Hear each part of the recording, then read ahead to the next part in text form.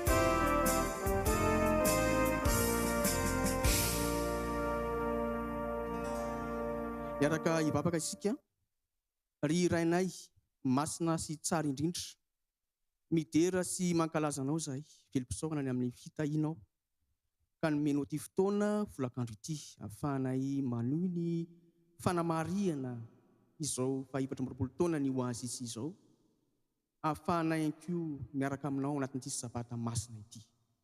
Isaoranay ianao ny amin'ny fitahiana, tsy mendrika izay kanefa nomenao tombony, mbola afaka midera, afaka miantso ny anaranao, afaka mitalao famondram-po aminao, koa misaotra anao izahay.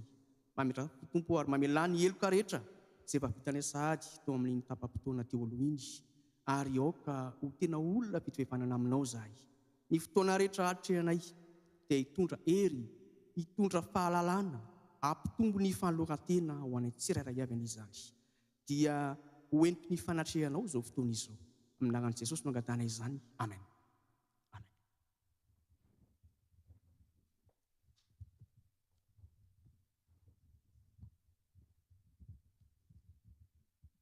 faly izahay miaraba anao miaraka amin'ny radio Oasis amin'ity faharoa marsa 2024 ity. Fotoana lehibe sy miavaka no atrerantsika satria fanamariana izay tsingerin-taona no Oasis izay, ary koa fotoana iarahana mivavaka, fotoana hifampizarana fanandramana ideratsika n'Andriamanitra ihany koa amin'ity folakandro ny sabata ity. Miaraba antsika rehetra izay manatrika izao fotoana izao eto an-toerana, miaraba anao ihany koa izay manaraka anay any an-tokantrano na amin'ny radio Oasis na amin'ny Facebook izany. Faly izay ary marika izay dia andeha hiaraka hifanompoam-pahatanana isika rehetra. Ny fizakam-potoanantsika dia mizara roa amin'ny ankapobeny amin'ity folakandro ity, ka ny fizakana voalohany izao atrerantsika izao dia hizarana fanandramana mikasika ny asan'ny radio Oasis, na ho an'ilay mpiara-miasa izany na ho an'ny manodidina izany, na nahoana ny akon'ny asan'ny radio Oasis tamin'ny toerana rehetra nisy azy. Koa misy ireto solotenan'ny mpiasa ireto mpiara-miasa ao amin'izany onjam-peo izany izay miaraka ety anoloana, ka aleo ry zareo no anolotra ihany koa ny tenany izy ho fatarintsika inona ny asa sahaniny ao amin'izany radio Oasis izany. Atomboka atao amin'ny ankavanako ato ny fanolorana. Fanjanirina Fensoa manao fandaharana Flascience Isa-Maraina. Ya, faly miaraba ny fanja isika atao amin'ny ilany ato indray. Mbola tiana Rakotovao mpamokatra ilay fandarana fohy indrindra ao amin'ny radio Oasis dia ilay tsakotsakoana teny Atsipo any Manabana.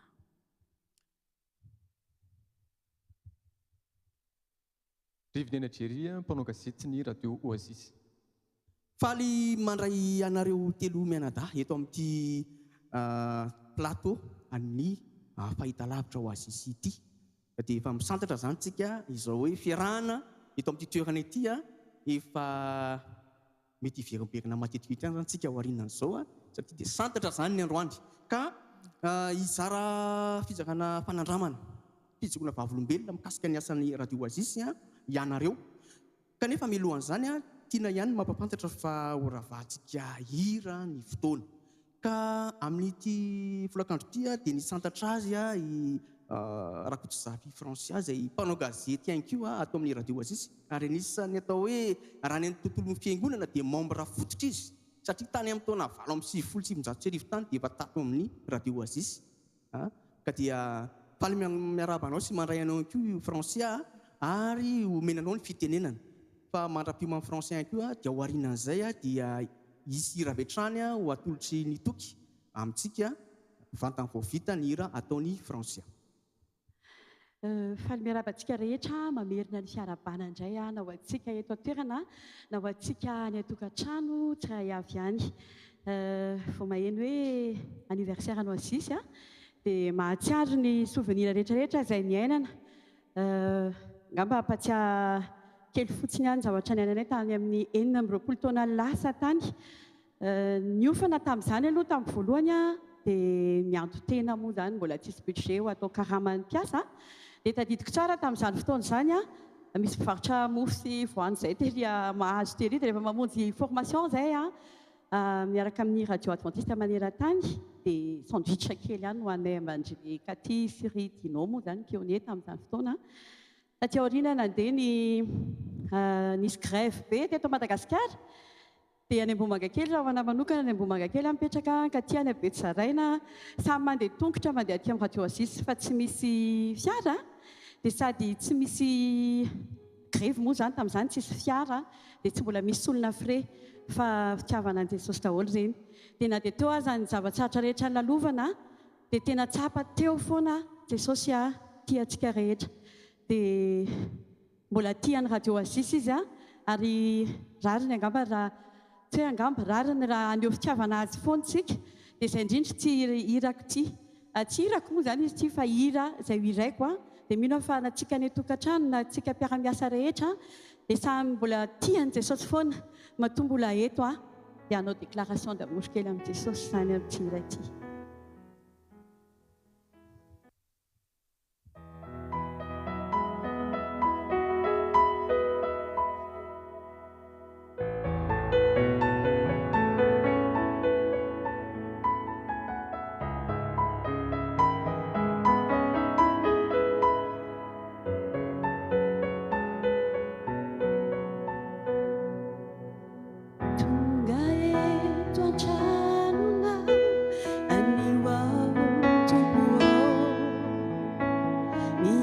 matsony anarana na dia tsy mendrika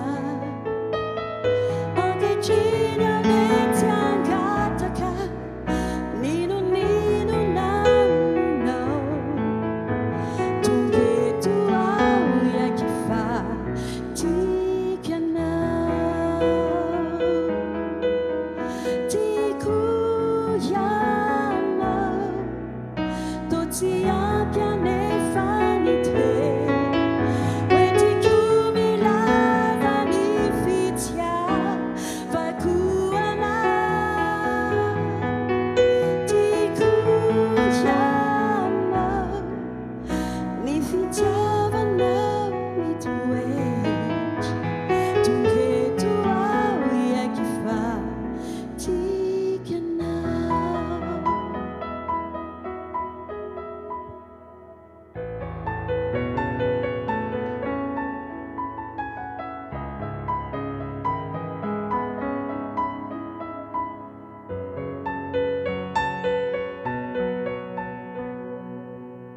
Me voici encore, Seigneur, après les beaux discours, ces symphonies inachevées sur la portée des jours.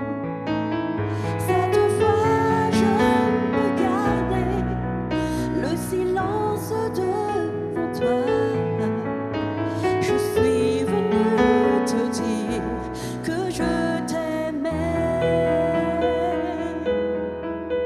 Je t'aime, Seigneur. Les mots sonnent imparfaits, mais je sais que tu lis dans mon cœur et dans ses profondeurs.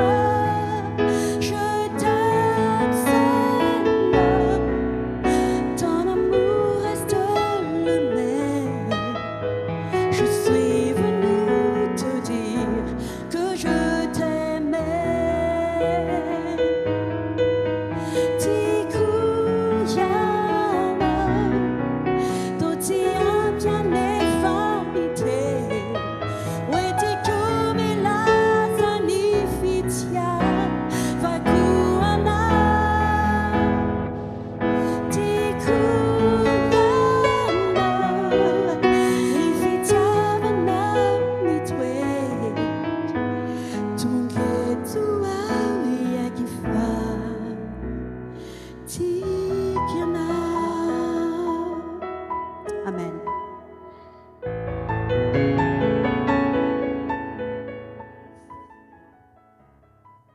Kanto dia kanto izay tonga eto ho isika hisaotra an'Andriamanitra ary nafinahitra izay hira izay. Anaraka hira anankiray indray isika melony hidirana amin'ny fijangoana vavolombelona voalohany atoandrotoandro moa zao ny fotoana andraisantsika an'ity fizangana fanandramana anankiray ity dia somary ho taiterina kely zany tsika ka dia aoka mba samy mifantoka satria fizangana fanandramana mahafinaritra no menantsika avy eo. Ny toky no hanao an'izay hira izay ao anatin'ny groupe Miranto. Tsy iza moa ny groupe Miranto fa zanaky no Azizy ihany zany amin'ny ankapobeny ka dia mahafinaritra ny zara hira ihany koa zany ho antsika rehetra eto manatrika eto, ho antsika any an-tokantrano any amin'ny toerana misy anao izay manaraka izao fandarana fanamarihana ny 480 taona ny radio Oasis izao.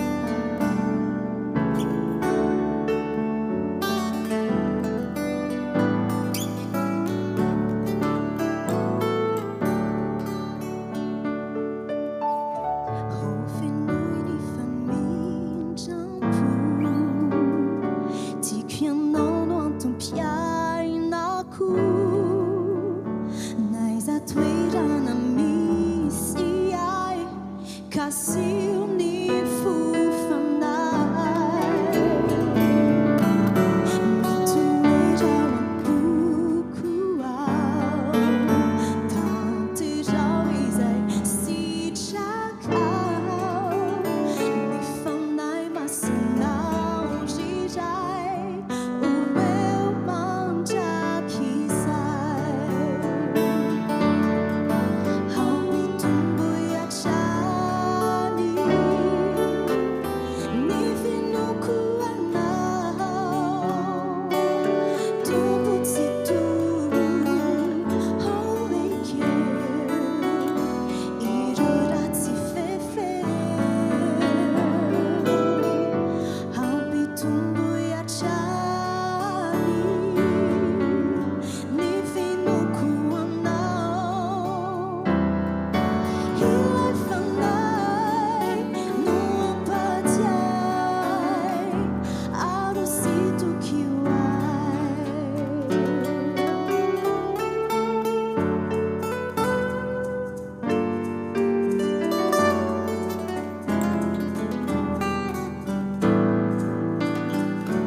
itokiko miherinao manome aina vaovao eny saorako eto indray izao sy anao iray ianao no fanevako ary sy andregetako ka hotodiso ao aminao antany vaovao hampitomboy hatrany ny finoko anao tombo tsy tombo hoeke ireo ratsy fefe hampitomboy hatrany ny finoko anao ilay fanahy no ampatiay ary sitokio ay hampitomboy hatrany ny finoko anao tombo tsy tombo hoeke ireo ratsy fefe hampitomboy hatrany ny finoko anao ilay fanahy no ampatiay hoaro sitokio ay ilay fanahy no ampatiay ary sitokio ay ary sitokio ay ary sitokio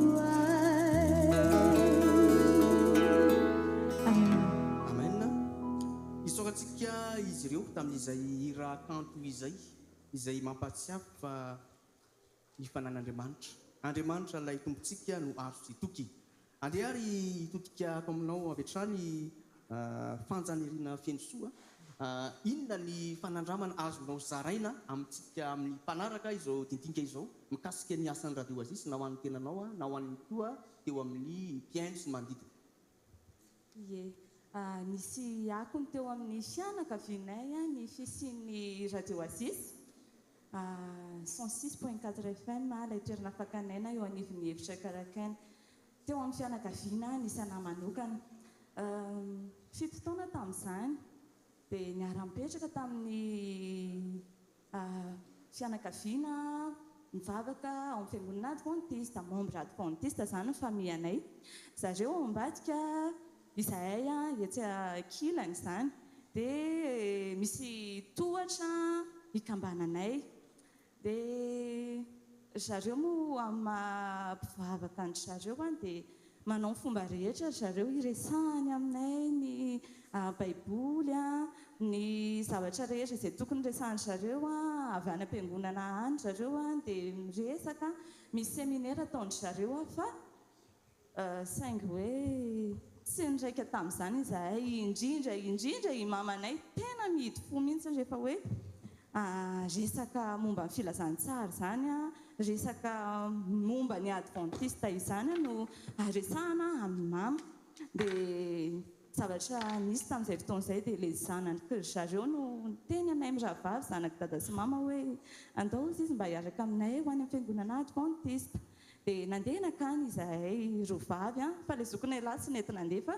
miaraka amin'ny dada sy mama ao an-trano ihany izany hoe nanao fomba rehetra izany reto olo reto hitenenana anay ny mahakasika ny filazantsara sy ny sisa izany fa saingy hoe nidy fo mamy nidy fo ihany koa dada efa nitezaina teo anivon'izay fiangonan'izay dia fizainy dada be pasteur ihany izy fa tsy dia hoe tao anatiny loatra izany dia nandeha ny fotoana nahazo radio ry zareo nahazo radio ngeza zay ry zareo dia ny zavatra nalefany zareo teo ny fandaharana nalefany zareo ny radio nalefany zareo raha marimarina kokoa dia radio Azisy nalefany zareo ary ataony mafy mihitsy n'ilay izy ataony mafy reny manodidina eo ilay radio izany dia vao may mama tsy ambadika vao may tena sorena dia na zavatra nataony mama tamin'izay ndana hoe fanja jereo zao radio zao ndana mody milalao an'ny amina dia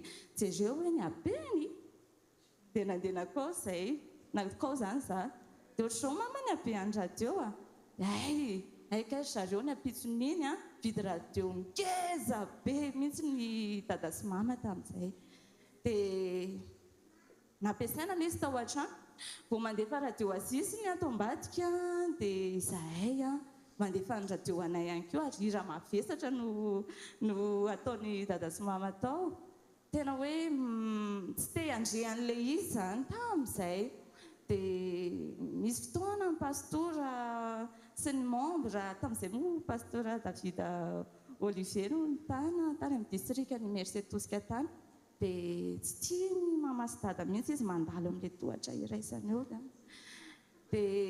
ohatr'izay izany ilay izy ohatr'izay satria vao mandefa radio Azisy ny ato ambadika dia lasa koa izay dada sy mama mandefa zavatra mafy be asaikilana nisy fotoana raha may ilay radio be anay may dia tsy mieno izay moa izany fa namboarina ilay radio nendry zareo sisany nandeha maraina nandeha ny apitso natandro hariva dia tsy maintsy nieno mama tao ambadika tao satria mivarotra ao ambany any moa izany mamanay dia tsy maintsy nieno dia nandeha ny fotoana vita ny radio anay vao mandefa radio ny tao ambadika dia manomboka maneno mama ena n'ilay radio fienina isan'andro sy ny hira izay mahavesatra dia ahena n'ilay izy dia mieno an'ilay radio ao ambadika i dada sy mama sy izoko tamin'izay izay moa miafina mandeha makany amin'ny fiangonana adventiste izay zokinay vavy satria niaraka tamin'ilay ankizy tao ambadika fa zareo nanomboka ny aino ny radio Azisy nanomboka ny aina alefako mama rehefa misy olona tonga manao fiarahavavaka tao ambadika dia efa nanomboka ny ovy mama tamin'izay fotoan'izay tsy manompanompa olona tsy nanompanompa olona izay mandeha mivavaka ao ambadika ilay anankiray dia niovy mama izany tamin'izay fotoan'izay dinganiko ny tantara nisy fotoana izy narary tamin'ny 1:30 tena narary bontsina be io nifin'io tena mibontsina io nifin'io ary mivilana mihitsy mivavany dia eo ampandrina izy dia mihaino radio Azisy eo azy izy dia mihira ny hira izay alefany onjam-peo izy dia tena hoe natao anatin'ny fangirifirina ary mama tamin'izany dia nasara ohatrany hoe fiadanam-po izy fifaliana izy tao anatin'ilay fianona ny onjam-peo ho Azisy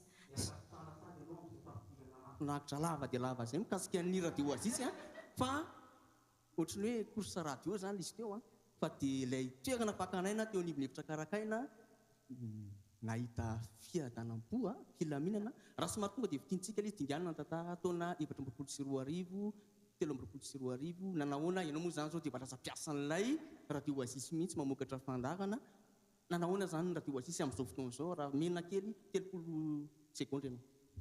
Eny ary tena izay tokoa ao anatin'ilay slogan ihany no famitinana an'ilay izy ilay toerana fakanaina eo anivon'ny hevitra karakaina tena nanovanay ny radio Oasis hatramin'izao tsika miteny izao dia radio Oasis ny radio fieno ao anatin'ny radio Oasis fieno ny zavatra rehetrarehetra misy fandarana be dia be ao dia tsy niala tamin'ny radio Oasis fa mianay dia vokatra izay fisian'ny radio Oasis izay anisan'ny teboka nampiova ny famille anaraka an'i Jesosy ny fianakaviana anaraka an'i Jesosy dia ataoko hoe 9 isan-jatony dia noho ny fisian'ny radio Oasis.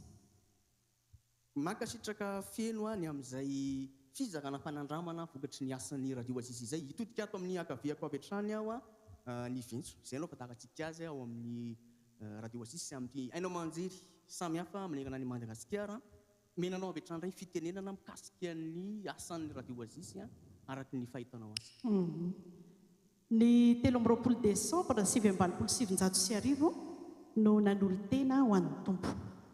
Tao anatin'ny fahatanorana tanteraka mbola mpianatra ao tamin'izany mbola kely izay dia efa notoizaina tamin'ny fiainana kristianina raha ny marina dia efa hatrany ekibon'ny neny mihitsy no namolavolana anay tamin'izany. Ny asa fanompoana rehetra tao am-piangonana dia saika nampafanafo daholo, saika nandraisana anjara avokoa ny sampana nisy rehetra tao ny korala, ny diakona, ny fampianarana kilasan'ny baiboly ho an'ny ankizy sy ny sisa rehetra. Nandeha teny ny fotoana ny roso amin'ny fanambadiana ny tena ny taona 5,770. Izany hoe 9 taona taoriana ny lorako tena ho an'Andriamanitra. Na samy kristianina azy izahay roa dia indrisy fa finoana roa samihafa. Mifankatia tokoa izahay indrindra rehefa tonga ny zaza ny atomboka teo anefa ny adina hatrehana ny alehibe sy ny antombo ireo ankizy taony fandritana izy ireo satria samy tehitaizany zaza araka ny fanabeazana kristianina nitaizana ny tsirairay tany amin'ny ray aman-dreniny avy. Raha te hisintona hiankaviana anankiray na anankiray kosa te hisintona hiankavanana. Indrisy anefa fa araka ilay nolazaiko teny aloha hoe noho ny finoana roa samihafa dia nisy tao an-tokantrano dia betsaka ny fifamafahoan'ny zavatra ny ainana tao anatin'izany fotoana izany. Tsapa ho ny anangatsika ilay fifankatiavana ny redareda tany am-boalohany. Toa samy nanana ny lalany sy ny fiainany avy ny tsirairay. Tsy afo azo amindrona intsony ilay fiainam-pitiavana nisy tao an-tokantranonay fa afo nandoro sy nanepitra mila tsy ho azo ny ainana mihitsy. 15 taona teo eo nitsaroko fa nanadinoako tanteraka ilay fiangonana namolavolany ray aman-dreniko ahy tany Ankibo. Ny taona 2000 fotoana nitezako ny zanako anankiray izay dia henoko fa hoe misy hono izany radio Oasis izany. Faniriako lalina ny anentana na hamokatra fandarana tao anatin'izany satria ny sampana fifandraisana moa no fianarana nataon'ny tena. Nampalahelo anefa satria vehivavy mpikarakara tokantrano ny tena dia tsy mba afaka nisitraka akory ny fanitsahana ny tokonan'izany radio vaovao izany hono. Haniery dia nanomboka ny ainy na dia mbola tsy hidi-pahatra aza no ny ainona izany radio Oasis izany. Na ilay fiangonana namolavolany tena hatramin'ny fahazaza aza dia tsy azo ny tongotra no diavina akory.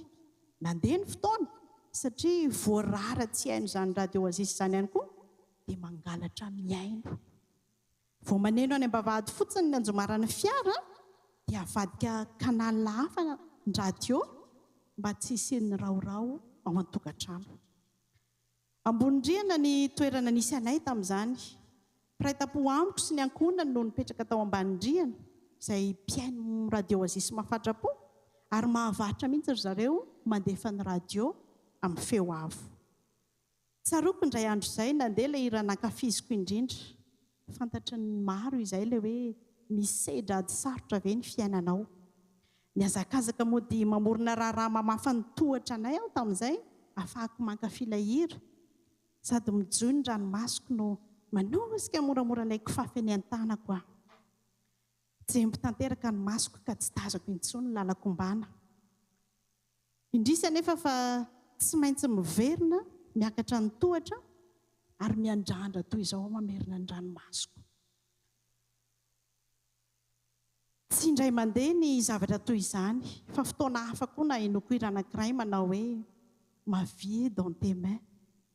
Dia toy ny mahazatra trano, raisiko ny kifafa, modimidina amin'ny tohatra aho dia mamafa izany ary manalaka ilay hira mandeha moramora amin'ny radio Oasis eniko tao atokantrano ilay mpiray-tam-po amiko tao ambany-drihana. Vao mainka nanamafy ny fiainako ny radio Oasis ny fanenako tamin'ny mpanentana vitsivitsy toa andry Alain Franco tamin'izany ry Katira Zaferson, ry Miray Rivotsoa sy ireo mpiara-miasa hafa tao amin'ny radio Oasis tateo aoriana. Toy ny olona rehetra dia nitolagaga rehefa nahita fa hay ve ino ilay olona miteny ao amin'ny radio Oasis ary arabaka teny tamiko mihitsy ilay teny filamatra manao hoe ilay toerana fakanaina eo anivon'ny efitra karakaina. Tantara izany kanefa tantara tena niainana sady tantara tena nisy. Ny segonda sy ny minitra ary ny ora ny fandimbiny enoko ny radio Oasis no nanefy ahy indray hiverenako tanteraka tamin'ilay Jehovahandriamanitra. Nampahery sy nampitrakay avokoa ny fandarana rehetra nandeha tao amin'ny radio, ny angolan'ireo mpanentana sy ny tononkirana melombelon'aina ary ny tonom-bavaka nataon'izy ireo moa dia tena nipaka tato am-poko mihitsy ka nanovy indray ny fijeriko atahotra an'Andriamanitra fa tsy atahotra olombelona tahaka ahy. Haiko tsy anjery ny toko sy andiny indray fandreko matetika rehefa hikatony iny ny radio amin'ny alina manao hoe ariva sy maraina ary mita atao vovonana no hitarainako sy tolokoko dia iain'ny feoko izy. Ny fandrenesako izany no nanomboako nampilefitra ny lohaliko indray ifandray mivantana amin'ny tompo. Amin'izao dia tanteraka ilay nofinofiko ary anisan'ny mpamokatra fandarana tao amin'ny radio Oasis aho ankehitriny. Namonjy ihany fiainoko ny radio Oasis ka tsy tiako ho fihinana ho ahy samirery. Raisiko fitahiana ho ahy sy fitahiana ho anao ny izarako aminao ilay voasoratra ao amin'ny Lioka toko 2:20-2:30 mivaky toy izao manao hoe nefa izaho mangataka ho anao mba tsy ho levina ny finoanao ary rehefa mibebaka ianao dia mpaherezo ny ranainao. Amen. Amen. Radio Oasis ilay toerana pakanaina toy isika hoe eo anivon'ny efitra karakaina. Na dia ny ampamafana tohatra azy ianao dia afaka mahazo aina, afaka mahazo hery amin'ny alalan'ny hira fiterana, amin'ny alalan'ny fampaherezana maro izay vokarin'ny radio Oasis. Izao tsika dia angataka ny groupe Miranto hanolotra hira anankiroa avy hatrany, hira roa misesy izy io, dia ao aorian'izay miroso amin'ny fanandramana manaraka isika hoentin'ny jery. Miroso avy hatrany ary nareo groupe Miranto. Mandra-pimakoman'izy ireo dia izay zany ny mpanandramana manokany ny sambatan'olona izay. Fa ty radio Oasis ty efa nahatsangana fiangonana mihitsy hoe tsy misy asa fitorinana atao tany toerana fa neno radio Oasis ny olona dia tafajoro ny fiangonana. Isan'izany ilay fiangonana anankiray any Morafeno Vohilena. Dia mbola misy fiain koa any amin'ny faritra Vakinankaratra any sy ny sisa vokatry ny fiangonan'ny radio Oasis. Ka dia hanolotra hira anankiroa zany ireto mpanakanto ireto.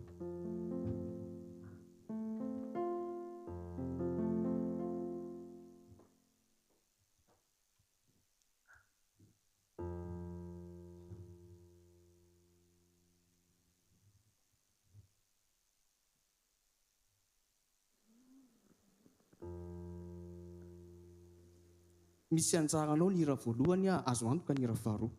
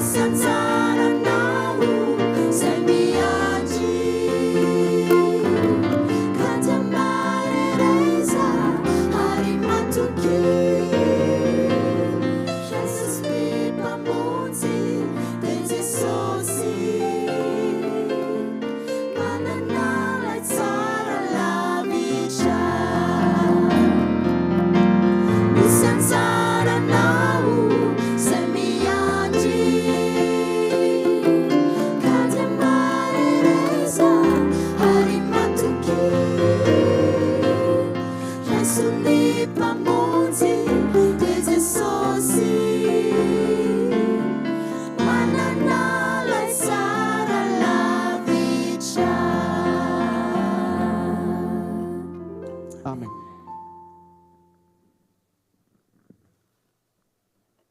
Jesosy tokoa no manana an'ilay tsara lavitra ho antsika. Azo antoka ny famonjeny, azo antoka zany ny lohateny ty hira ity izay natokana ho antsika mpiara-miasa ito amin'ny radio Azitsy mihitsy izy ity fahalohateny, ary ho anao izay manaraka ihany koa izao fandarana manokana izao.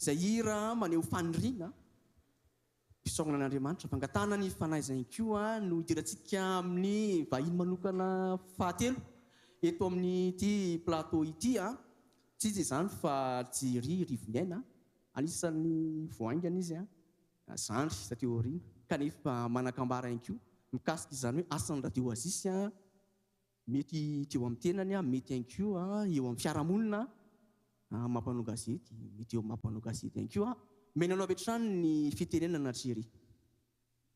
Mankasitraka vonarikotonatsimba nanome fitenenana karazana fanadihadiana ihany moa zany natao tamin'izy ity miampy fijona vavolombelona ho an'ny tena manokana tsy teo anivon'ny fiarahamonina izay nisy tokoa.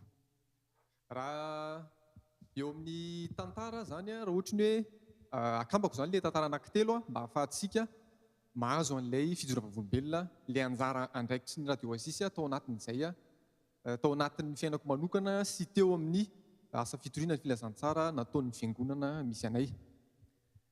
Distrika n'Antsasoa, izay ny eo amin'ny rafitry ny fiangonana adventista zany no misy ny distrika misy anay. Fa raha eo amin'ny rafitry ny fanjakana indray izy dia any amin'ny any Atsimondrano any misy azy, ny akaiky ny Kiopa, partia ny Tanjombato any. Tahaka an'izao zany zavatra nisy. Izahay dia zanaka membre, zanaka adventista zany zahay. Telo menada zay zanaka neny sy dada. Amin'ny zanaka adventista anay dia beazina araka ny maha-adventista zany amin'ny rehetrarehetra. Fa sako no miteny zany eto hoe 500 isan-jato ny fanabeazana nomeny dada sy neny moa zany tena nanana anjara toerana, dada tsy teo foana. 500 isan-jato ny fanabeazana nomeny neny, 500 isan-jato ihany zany neny nomeny neny. Fa ny 500 isan-jato ambiny dia azo tamin'ny radio Asisy. Rehefa nampianatra zany neny tamin'izay mbola ankizy, mianatra lesona sekoly sabata, mampianatra maro samihafa mahakasika ny fotom-pinoana, dia tsy mivaky loza hita ao an-trano. Tsy dia mirarahan'izany, ohatran'ny mivavaka fotsiny. Fa rehefa natoron'ny neny indray taty aoriana tany amin'ny taona 4 sy 4 arivo tany, ndao eny radio izy satria nahazo radio zay tamin'izany fotoana zany. Dia meny radio, dia samy manana ny fandaharany akafiziny avy izay telo menadato ao an-trano. Dia nagaga fa ny anany fandaharana anisan'ny tena hoe nakafiziko, nanomboka tany amin'ny taona 10 sy 4 arivo midina teo zany ilay hoe fantatro izay noko. Io zany ny 500 isan-jato ny fahalalana azoko zany teo amin'ity fanarana ny dian'Andriamanitra ty dia azoko tao anatin'io fandarana fantatro izay noko. Ireo loha hevitra izay nanikitika anahy zany mahakasika ny hoe maninontsika ny sabata ny vavaka, maninontsika manao an'izao Jesosy ho avy indray dia tamin'io fandarana fantatro izay noko io no azo tao anatin'izay. Raha teo anivon'ny fiarahamonina indray dia izao tamin'ny taona 10 sy 4 arivo no roso teo amin'ny ranon'ny batisa. Dia nanana tetikasa ny fiangonana Bobainy moa zany, misy anay Bobainy zay mipetraka. Dia raha eo amin'ny rafitry ny ara-panjakana izy commune Karobato. Zay zany ahafantaran'ny olona azy, ao anatin'izay commune Karobato izay. Dia ny tranonay zany akaiky ny fiangonana Bobainy. Dia tamin'izany nisy an'ilay fizarana par tamamify. Amin'izao izy moa atao hoe tami raha eo amin'ny fiangonana adventista. Dia mivondrona tokantrano maromaro, mivondrona manao tamamify ao amin'ny tokantrano anankiray.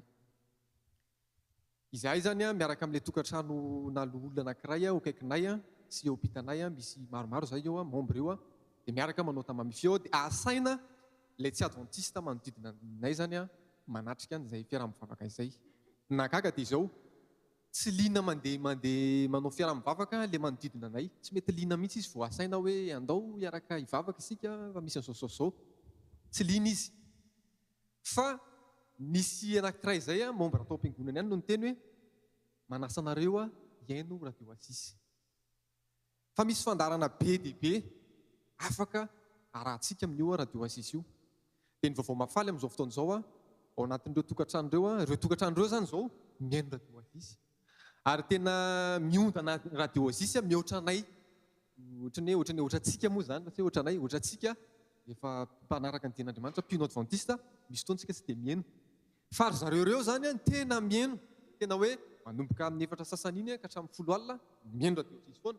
Ary alefa mafy be daholo ireo hiratsika rehetra. Dia izao hoe saorana an'Andriamanitra efa misy vita batisa ao amin'io tokantrano ireo, misy vita batisa zany, fa mitohy ny asa.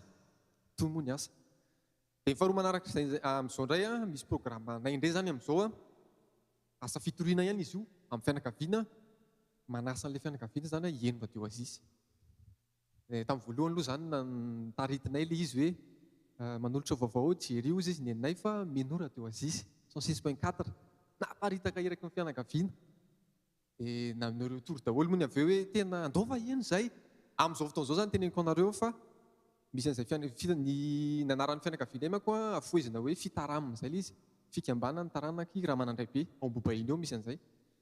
dia ny sasa-manila an'io zany a adventiste fa ny be anisa aloha zany hatreto a mbola tsy adventiste saika meno radio sisy daholo nefany a zay minakavy dia ny tompo moa no miasa amin'ny fomba rehetra fa meno radio sisy izy rehetrarehetra ary mankafy tena mankafy misy tonton anankiray zay moa zany a izy tsy mivavaka tsy makatsy fa meno radio sisy foana izy isan'andro isan'andro indrindra rehefa sabata tena meno izy dia farapara moa zany a somary lava kely izy farany a nanao fanadihadiana kely mahakasika an'izy ity a fiangonana Kadalalapotsy ao anatin'ny district Antsasoa ihany io fiangonana io a dia anisan'ny fiangonana matanjaka ao amin'io district io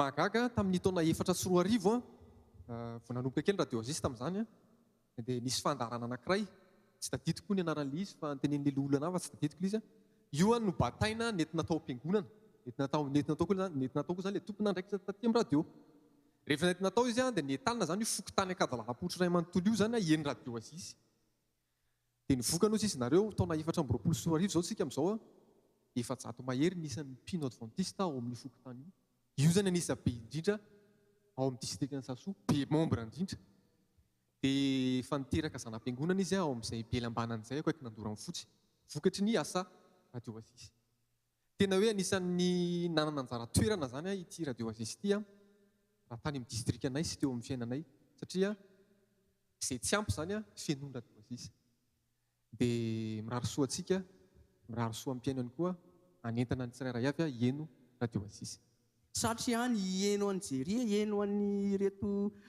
vahiny nasaina manokany reto dia azo antoka fa mentanitana koa ianao ny ampitoerana eny hoe izay koa manakambara azo raisipeo nareo amin'ny fotoana manaraka fa ny androany zany aloha faranantsika eo ny dindinika ka izao omena 30 secondes avy nareo fanentanana ianao zany anentana ny tonton fa meno antsika izy zany zao raha ny tena vaovao lazainao teo dia omena zay 30 secondes avy zany tsika anentanana ny olona rehetra miheno radio azisy ary ilay fandarana fantatro izay noko teo misy mpanentana izy iny kitsika angamba ny henon'ny fanentanany ka dia tsy anentana izy androany fa hitondram-bavaka marana an'ity plateau antsika ity amarana fotoana ao aorianan'ny 30 secondes avy ho anareo ka raha 900 étoiles zany hitondram-bavaka antsika satria izy ny mpanentana tsy mahafoy zany fantatro izay noko zany fa omenanao avy hatrany ary ny fanombohana ny fanentanana 30 secondes dia mitoy Margarita.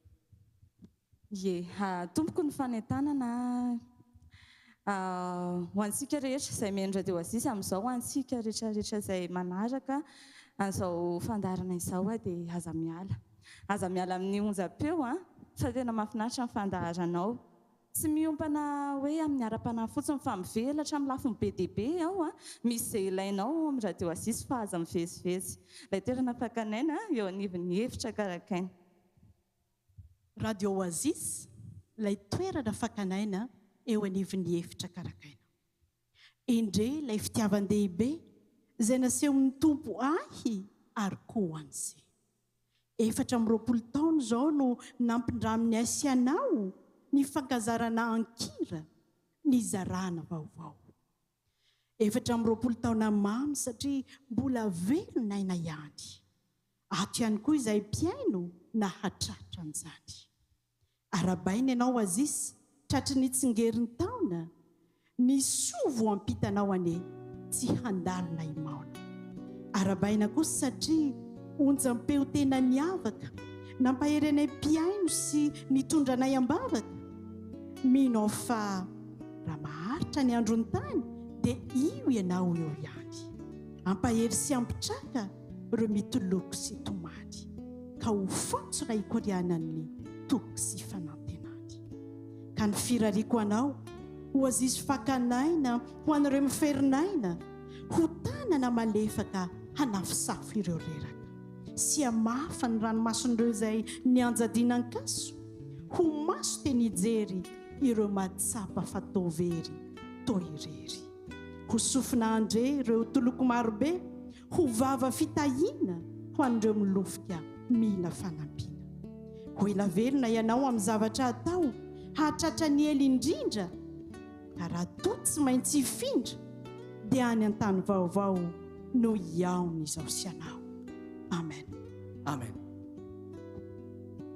radio azisy ve manana afatra ho anao ao anatin'ny onjam-pe io Andriamanitra manentana antsika tsiraray avy izay efa nieno mba hiaino hatramin'ny farany, ary eo andreo izay vao niaino manasanao fa misy zavatra be dia be sy voka-tsoa azonao ao amin'izany onjabe izany.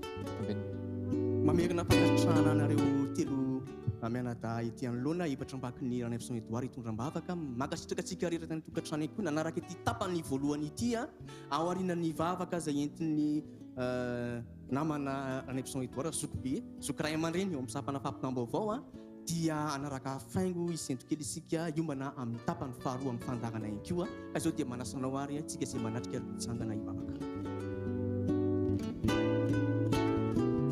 Iaraka ivavaka isika. Andriamanitra ray tsara sy masina indrindra ny an-danitra, ny dera ny laza ny saotra ary voninahitra anao tolotra ho anao noho ny fitantananao sy ny fiarovanao ka nahazo ny radio Oasis natratra izao fa 420 taona ny torina ny filazantsara izao. Mangataka famelana aminao izay raha nisy fahotana vitanay tsy mifanaraka tamin'ny sitraponao, ary raha hitondra izao vavaka izao ny tenako dia afa voavela ihany koa ny fahotana vitako raha io. Tondram-bavaka ny mpiaino rehetra samy ho vonina ny an-danitra, hitsenanao amin'ny fiavinan'ny ramolanitra noho ny fandaharana sy ny fiainoana izany onjam-peon'ny eny amin'ny zato teboka efatra izany. Tondram-bavaka ny mpiara-miasa rehetra ihany koa. Omeonay mandrakariva ny fanahinao masina, azonay mahatontosa izany eo ambany fitarianao ary hatonga vokatra maro andova ny fiainana mandrakizay. Nitahinay tsirairay avy raha makivaky ny taona vaovao hiditra amin'ny 520 taona indray izay. Tsirairay avy ireto. Ny anaranao Jesosy Kristy irery ihany no anonana sy angatahana ny vavaka. Amen.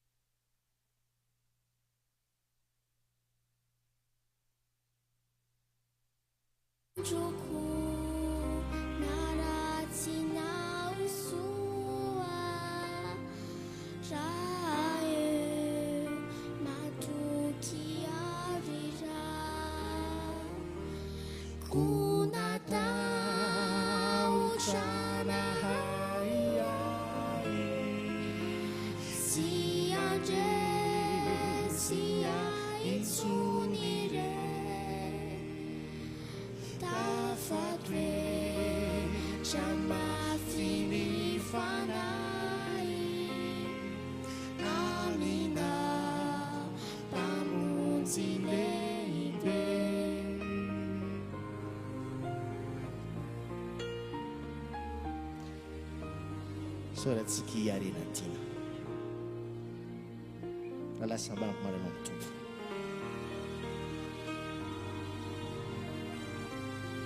amin'ity fotoana manokana ity dia te hiresaka aminao Andriamanitra, te hitodika amintsika ny fomba manokana izy, te hiantso atsika ny fomba manokana izy. Ninina adalana vitanao tany aloha ninninona zavatra izay tsy mety nataonao teo aloha te hiantsonao izy miverena ao an-trano miverena eo aminy aza misalasala fa Andriamanitra dia vonona indray ianao ary eo atratrany mandrakariva ianao manomboka izao ndao arisika irany ty andininy faharoa ity isanandro eny isanora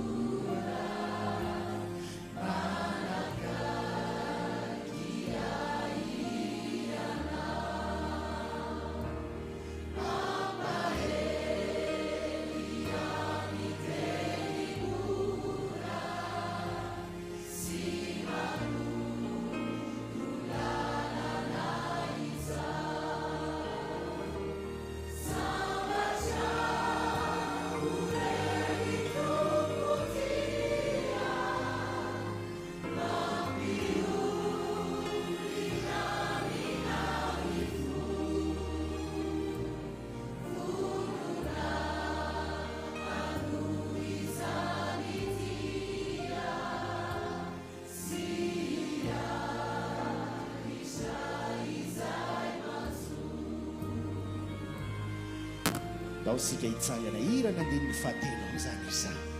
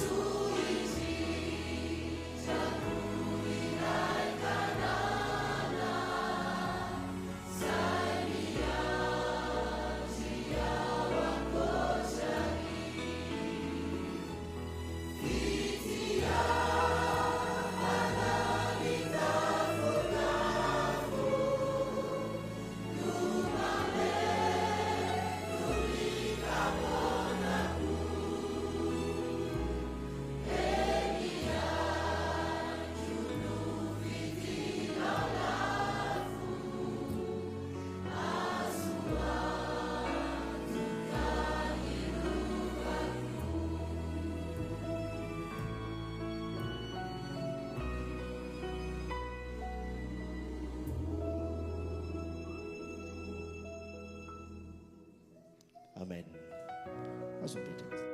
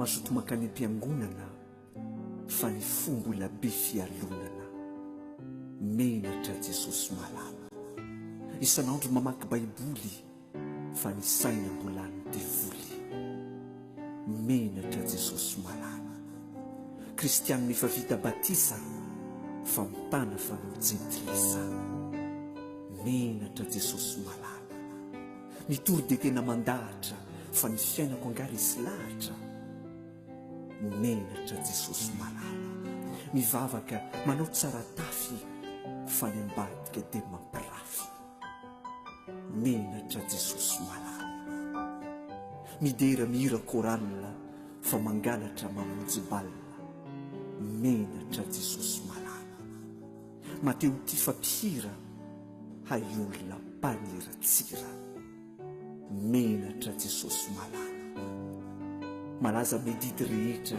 saingy tsy mety miovany toetra menatra jesosy malala jerena tao manakomena fa nibetsaka fitiavan-tena menatra jesosy malala dia raina fa tena mpivavaka fa indrisy mpanavakavaka menatra jesosy malala androany ahoana rahalahy fa raha mpitsonga fantatro elahy menatra jesosy malala anivelany maty ho avana fa ho an-trano tsy misy fitiavana menatra jesosy malala nantsoina ho mpiandriondry fa mbola mamelo totondry menatra jesosy malala tsy miandany ambony polipitra fa misoko manao politika menatra jesosy malala rehefa midera manaondratra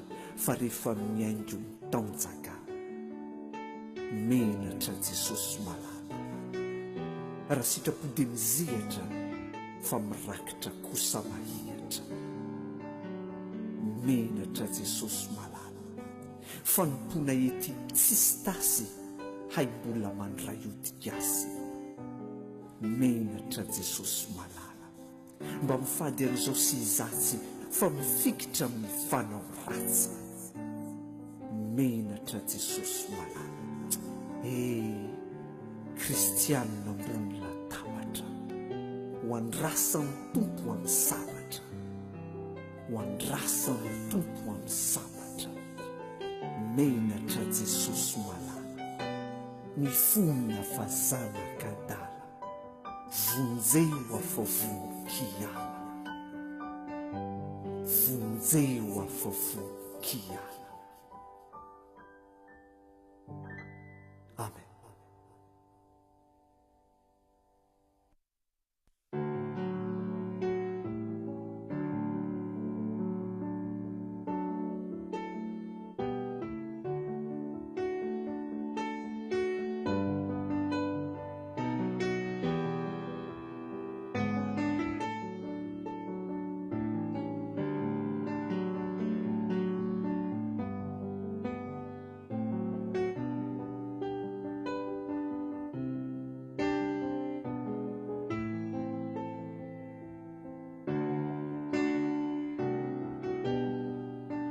natra tompoko vavy tonga amin'ity fotoana manokana ity indray zany isika fizarana fahatelo amin'ny ty fandarana fankalazana ny faefatra amby roapolo ny faefatra amby roapolo taona ny radio Oasis ity dia manina moa raha raisitsika mitehaka zany eo amin'ity folakandro ity raisitsika mitehaka zany araka zany dia zara telo mazava tsara zany ny fandarantsika misy vahiny anankitelo zany ivahiny eto efatra kory azy apitsika fanefany zany dia tsy izy akory ireo vahiny ireo zany fa ny filohan'ny departemanta ny fifandraisana Madagasikara afovoany eo ihany koa ny filohan'ny departemanta ny fifandraisana eo anivon'ny ranomasimbe indianina fiangonana adventiste ary eo ihany koa ny pasteur izay talian'ny radio Oasis sy ny tompon'andraikitra arabola ao anivon'izao fédération Madagasikara afovoany izao kanefa melohan'ny tena andraisantsika ny vahiny mahafinaritra antsika angamba ny mahay mihira iangaviantsika hifanja hitondra an'ilay hira mitondra ny lohateny hoe kanefa efa nijoro vavolombelona tamintsika teo izy kanefa dia hitondra an'izay hira izay hoe kanefa hira izay amatarana ny any amin'iny faritry mety tsy atosika iny izany hira izany.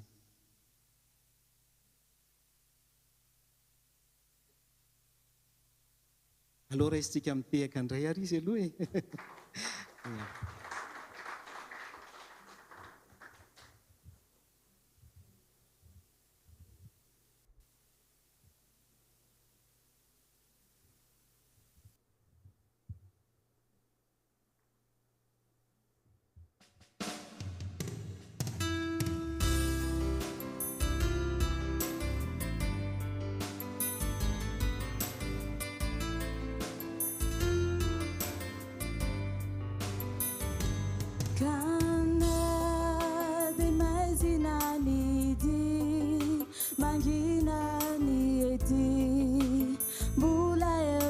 Jesu kana de mafini manzo kamakivifu izanu ijaku si ukibi si atau chao fa ufani janifu sachini tumpuku manu manauai asamba jandani cha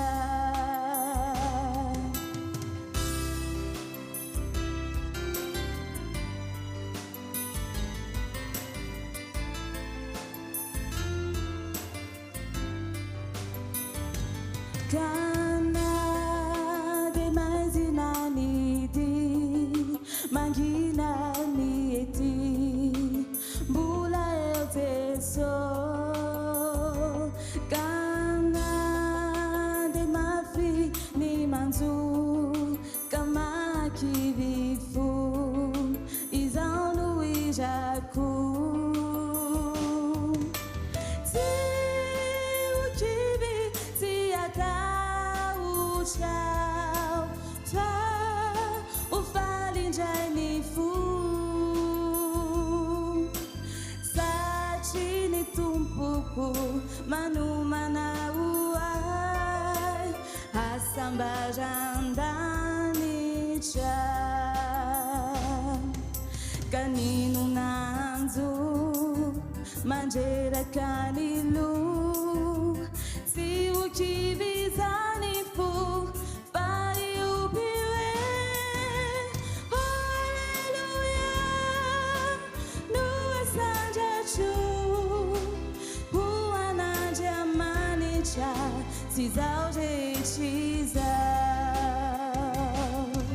kaninu nanzu manjera kanilu si ukivizani fu fai upiwe haleluya nuwa sanja chu huanaja manicha sizauje chizao kana de mazinanidi mangina nieti mbula eu Jesu amen mbola eo jesosy ho antsika rehetra mbola eo jesosy ho an'ny radio oazisy mbola eo jesosy ho an'ireo mpiara-miasa rehetra mbola eo jesosy ho an'ireo mpiaino rehetra ny atokantrano amin'izao fotoana izao sy ireo mpijery amin'ny fahitalavitra manana vahiny sika eto tsy izy akory zany fa ny ray aman-dreny pasteur Randrena Arivony Herimanitra izay fantatry ny olona rehetra amin'ny hoe pasteur Tefy izy no lehibe ny departementany fifandraisana eo anivon'ny fédération na Madagasikara afovoany fa miarabanao pasteur faly manamafy ny fiarabana namana volahery manamafy ihany koa ny fiarabana izay fa niarahantsika teto ny fampirariana soa indrindra ao anatin'izao atao hoe tsingeritaona efa 420 taona izao ho an'ny radio Oasis ia dia faly mandray eto moa pasteur ary dia fanontaniana apetraka avy hatrany serasera ny resaka fifandraisana fiainana izany hoe serasera sy fifandraisana aminao re pasteur sy azontsika hoe valiana ho an'ny mpijery ho an'ny mpiaino isan-tokantrano ho an'ny mpanatrika eto hoe inona moa no antsoina hoe fifandraisana filamatra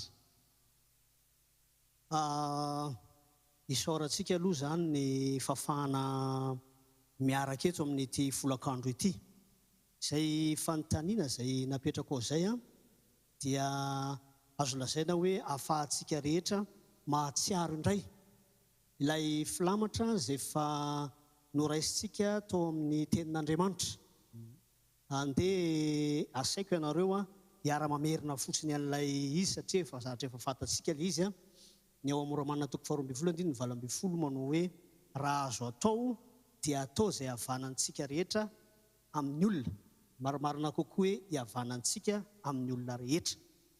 Avy amin'io raha teo moa ny avin'ilay hoe fifandraisana mahateo tia tsy misy herisetra.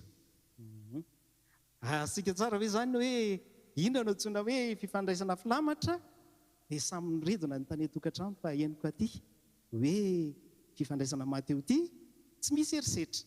Ya, fomba hoana ry pasteur anao zahoanan'izany hoe fifandraisana mahateo tia tsy misy herisetra zany? Araky ny efa fantatsika moa zany a dia filamatra izay nomen'Andriamanitra ao amin'ny tenin'ilay izy. Ny arahantsika rehetra mahalala koa nefa fa ny maha-olombelona antsika dia voafetra ihany. Tsy afaka ilaza zany isika eto raha mametraka niny filamatra iny hoe amin'ny alalan'ny fifandraisana mahateo tia tsy misy herisetra no hiatrehantsika ny fiainana. Satria aza adino fa ao anatin'ilay fiara-miasa Pentecoste 2024 hatrany zany isika izao. Miaina an'izany ihany koa isika araka ny voalazanao tena amina volahery dia hoe fiainana mihitsy ilay izy. Ho vitako ve, ho vitanao ve, ho vitantsika ve ny ho mahateo tia ary tsisy herisetra mihitsy na amin'ny fihetsika na amin'ny fiteny na amin'ny fomba fanao. Satria ny fifandraisana moa dia mahakasika ny lafim-piainana iray manontolo.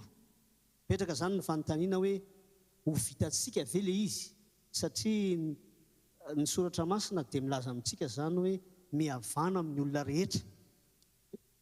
Efa niarahana nanaiky fa amin'ny maha-olombelona isika zany dia voafetra isika. Ary amin'ny maha voafetra isika izay dia tsy maintsy mitodika ao amin'ilay mandrakizay isika. Dia tsy iza akory fa ilay tompo izay niantso antsika ho amin'izao fanompoana izao. Ka toetran'Andriamanitra ilay izy miseho amin'ny alalan'i Jesosy Kristy tamin'ny andron'ny nofiny, izay azo lazaina hoe fomba entin'Andriamanitra mampiaina antsika, miantoka no avintsika, dia tsy inona akory fa io ilay filazantsara. Zava-dehibe ho antsika zany no mahita fa ny fifandraisana izay tondran'Andriamanitra antsika mihitsy ane no mahateo tia tsy misy herisetra ka makatombony amin'izany tsika.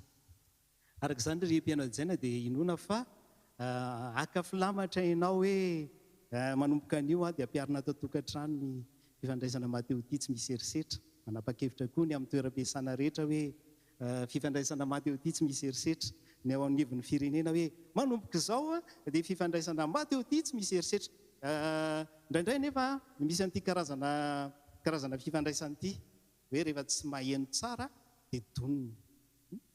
Izany hoe asiana inona moa izy teo force hoe rehefa tena tsy mety mihaino inona ianao dia amin'izay zany mety mihaino izy. Izany hoe herisetra zany le tiana lazaina eto hoe tokony ny olona rehetrarehetra ve zany amin'ny ankapobeny dia tokony olona atao hoe tsy tezitra mihitsy tsy inona moa zany tsy epo amin'ny zavatra rehetrarehetra izay atao zany amin'ilay resaka fifandraisana fa tokony malefaka foana, tokony malefaka foana ahoana ny amin'izay. Ya, tonga dia efa azoazoko an-tsaina zany ny tanjona tia ny namana volahery atongavana amin'izay fanontaniana izay. Mitombona tokoa ilay fanontaniana satria amin'ny maha-olombelona antsika dia samy manana n'ilay antsoina hoe tempérament isika. Ny ireo mpandinika ny toetra moa zany dia namaritra hoe misy efatra ny fizarany io maha-olombelona antsika io, toetra ny resany eto zany ary anamarika ny fomba fifandraisantsika zany izy ireo. Ao ny hoe mafanafana rà, ao ny hoe mipiripirina, ao ny hoe falifaly lava tonga dia be resaka be, ao ny ohatran'ny mora malahelo mora tony. Ireo fizarana ireo nefa mbola misy koa le hoe somary introverti izay miditra tia fantoka manokana makaty fa tsy dia mivoaka, misy mifanohitra amin'izay fa ny soratra masina dia manakambara amintsika alohan'ny amaliko mivantana n'ilay teny teo zany ny mpanao salamo alohany amin'ny salamo 4 dia efa milaza izy hoe tezera fa aza manota amafisiny aty amin'ny testamenta vaovao izy io paoly apôstôly ny Efesana 2:7 ilay hoe tezera mantsy ilay fahatezerana mantsy dia avy ao anaty izy io mety ho iseho amin'ny endrika domin'ny fihetseham-po ilay olona mety ho tonga hatrany amin'ilay antsoina hoe temperamento ilay izy efa lasa manomboka tady ho toetra rehefa miverimberina isaorantsika ny tompo fa manaja ny maha izy atsika izy amin'ny alalan'izay hoe azo atao zany ny ho tonga amin'ilay hoe mety ho tezitra amiko ny rahalahy volahery mety ho taitra zay hoe tezera fa aza manota mety ho tezitra fa aoka tsy ho tonga ny amin'ny fahotana mety ho taitra fa aoka tsy teny ratsy ohatra zany mety hoe makahala hoe alako misy ty tsaramaso ty ohatra tsy tiako ty loka ty tsy fahotana lohatra eo fa aoka tsy ho tonga amin'ny fahotana le izy dia ohatr'izay ihany koa zany hoe arakaraka ny toe-javatra zay iainan'ny olona dia possible izy ho tonga amin'ny hoe rehefa jerenao zany hoe tena ohatra nefa maherisetra izy zany fa tsy tonga amin'ilay hoe manota izy mila fiankinana amin'Andriamanitra izay zavatra izay nefa na izany aza satria ny olona anankiray mety ho hitanao izy ety ivelany hoe tsikitsiky aminao fa sanatriny ao anatiny hoe efa mandeha ny ara-pahotana dia aleo hifanentanantsika eto zany hoe manaiky isika fa voafetra kanefa ny filamatra dia miainga avy ao amin'ny tenin'Andriamanitra toetra n'Andriamanitra le izy nahoana moa no raha mahatsapa isika fa mateo ty tsy misy erisetra ny hitondran'Andriamanitra antsika dia mangataka angamba no anjarantsika an'ilay toetra sahaza mifanaraka amin'ny maha izy atsika ia misy ohatra zay nafinaritra be hoe tamin'ny andron'ny Andrinam-ponomerina hono dia nisy mpanolontsaina dia misy an'izany hoe agafotsy sy agamainty ka ndre mandeha zany Andrinam-ponomerina dia apiatra n'ilay antsoina hoe fatrambary dia hoe zay rehetra tsy mampiatra an'io fatrambary io dia aloha tapahan-doha dia nanontany tamin'ny agamainty izy tamin'izay hoe inona no hevitra dia hoy agamainty mantsy azy hoe ny zavatra azo alaina amin'ny molotra azo alaina amin'ny nify zany hoe karazana fifandraisana zany zay le mateo ty zany tsy maka amin'ny nify fa maka amin'ny molotra raha ohatra ka raisiko zany le famtinana teo dia inona re pasteur no mety ho vokatra azo raha ohatra ka fifandraisana mateo ty tsy misy erisetra zany manjaka amin'ny fiarahamonina zay misy andeha ohatra mivantana anankiray avy misoatra masina no horaisitsika satria olombelona ihany isika araka mivoambara teo tsy tanteraka amin'ny zavatra rehetra isika kanefa kosa manana tanjona dia ny filamatra izay efa mba noraisitsika zany eo amin'ny sehatra ny fifandraisana eto am-pelantanako eto dia misy taridalana miainga avy ao amina mpanoratra kristianina anankiray antsoina hoe Ellen White ao amin'ny bokiny mitondra ny lohateny hoe enoinareo ny fanoarana ao amin'ny toko 7:70 dia miresaka izy ny amin'ny antsoina hoe ny fatra ny famelan-keloka andeha amin'izay lafi ny famelan-keloka zay no horesantsika marina fa rehefa miresaka fifandraisana isika dia misy endrika maro izany fa ity famelan-keloka ity no ndeha mba horaisitsika misy fanambarana ato manao hoe nanatona ny Petera nanatona ny Jesosy Kristy ozy Petera fantatsika izay tantara zay ao Matthieu 7:20 manomboka any amin'ny 9:20 any dia nanontany amin'ny tompo izy manao hoe mba impiry moa tompoko no amelako ny rahalahiko raha manao tsy mety amiko izy mohatra amin'ny impito va io approche nataon'ny Petera io hoe hatramin'ny impito ve dia fa dingana lehibe amin'ny mahajiosy azy satria araka ny voambara ato ho an'ireo raby jiosy zany dia noferana izy ireo hatramin'ny intelo ihany ny famelan-keloka zany hoe manao zavatra mahasositra ianao androany dia mamela heloka anao fa miena zany ny isan'ny fafahako mamela heloko anao. Dia tonga amin'ny faharoa dia efa manomboka miakatra amin'ny feo miova ny endriky ny tarehy satria ny fifandraisana dia miseho amin'ny alalan'ny fampitana maro isan-karazany. Ary rehefa tapitra amin'ny fahatelo dia efa mametraka zoro zareo zany hoe intelo ihany. Zay moa zany no voambaharato. I Paoly apôstôly zavato Petera izay mpianatra Jesosy dia voataiza tao anatin'ny tontolo jiosy izy, fantany tsara io.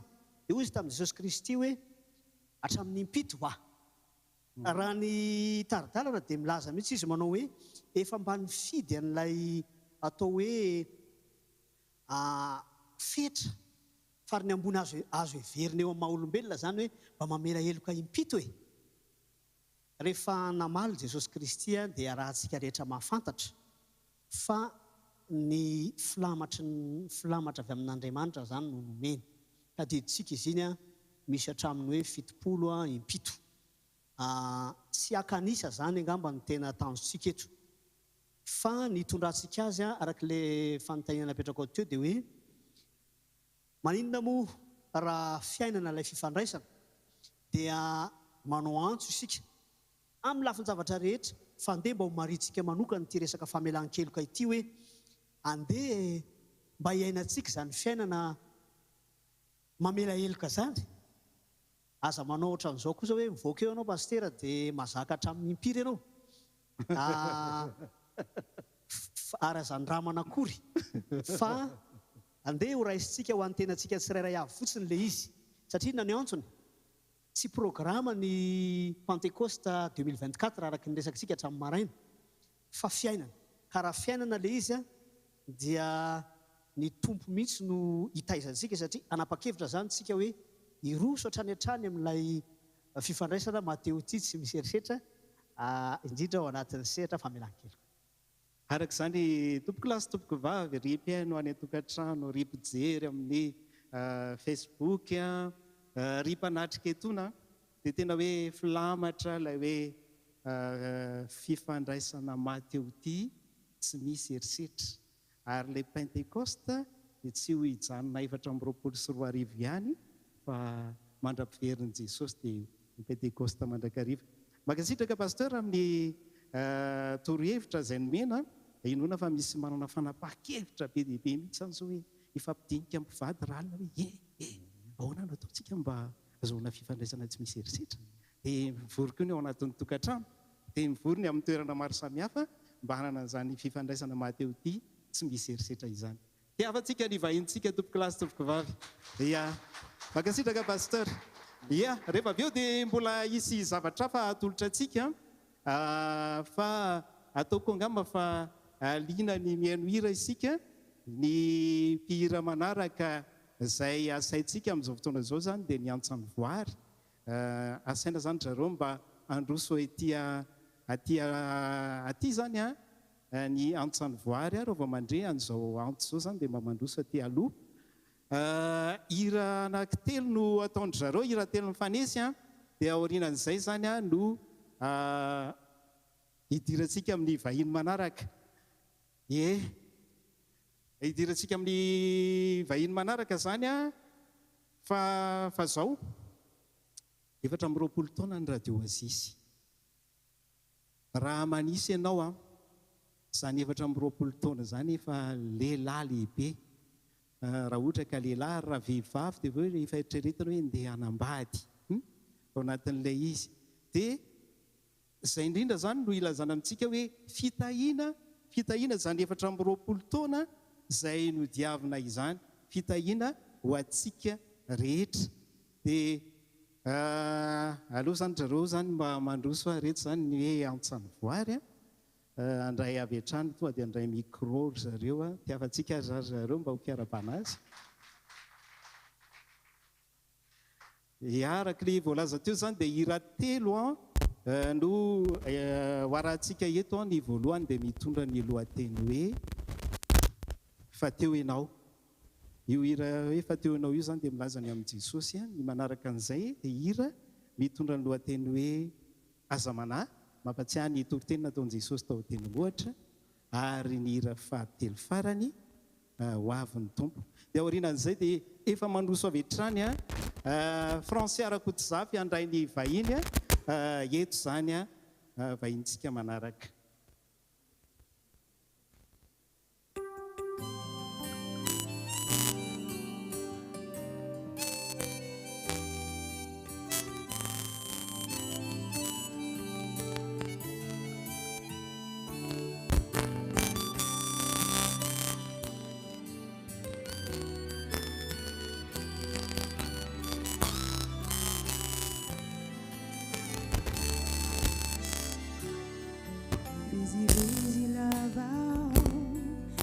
Design bahasu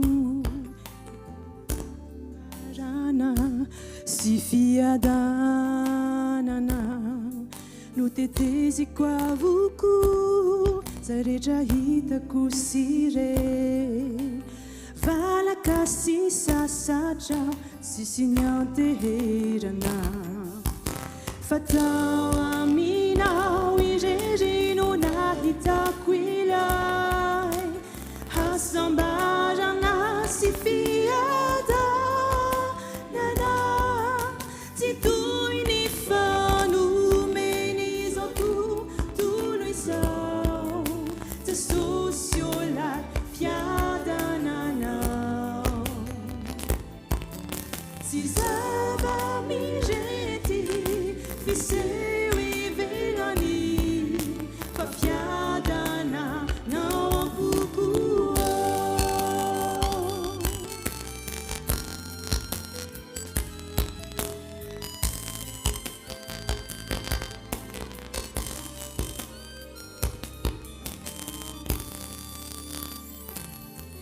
Tebi anikiu sai tu mangeja canilu milazaha mikiu izau fai fakakilai le fia vini lai Kristi bevuni na hichairi samba chasi chechika fenu afaliana fatawa mina wirejino na hitakwilai hasambara na sifiada nana si tu inifanu menizo tu luisao se socio la fiada nana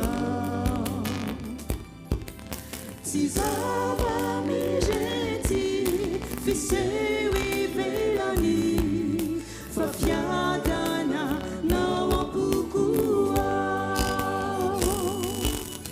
fatao mina wirejino na hitakwilai hasambara na si fiada nana se tu mi fanu menizo tu luisao se socio la fiada nana si zava mi genti fisewi velani fa fiada não há pouco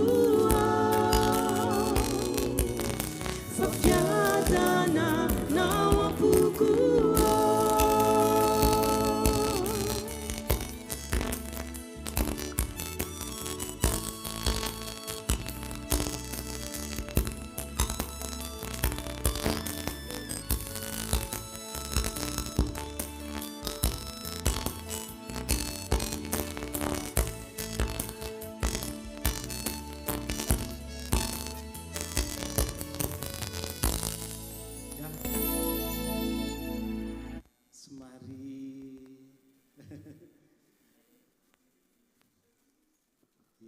Toizatsika angamba mihira.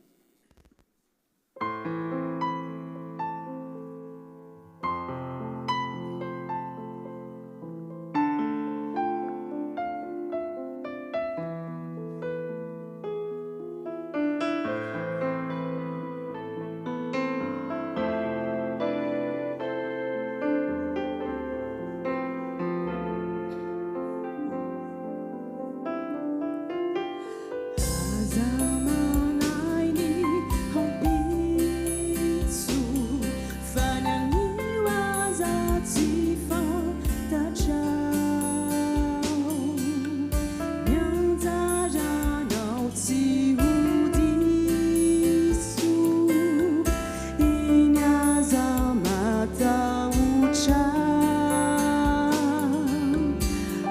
zamanainy hoavy Jesosy tsy mba mandao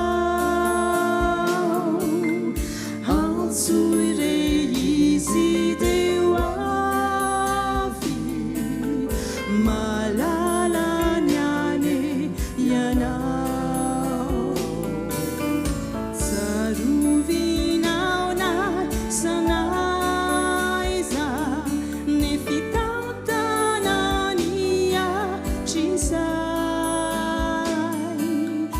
Jesosy zay ty sisakaiza ampioanao sy hoay izy aneno efa ny teny eto amin'ny iaiay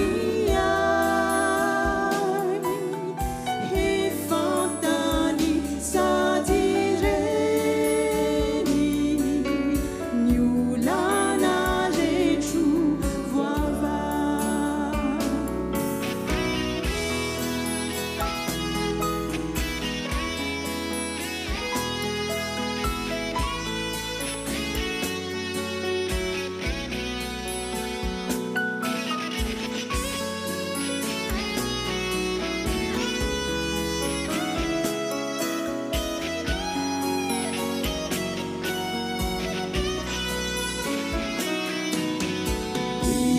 isadilima havonjy raha ny sofiny mora mandre izy aza efa nilonjy ny ranino ny tete aza manainy hoavy Jesosy tsy mba mandao antsoy re izy teo avy malala ny ane ianao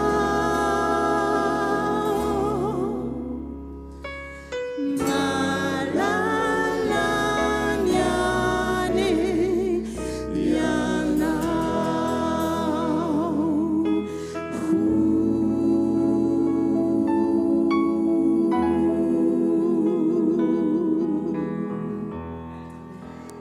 malala Andriamanitra tokoa isika rehetra ary izy dia fitiavana mahafitiavana an'Andriamanitra zany dia tokony isika ihany koa no maneho zany fitiavana zany amin'ny manodidina antsika ty afatra anankiray ty dia afatra ampitaina amin'ny andro farany ho avin'ny tompo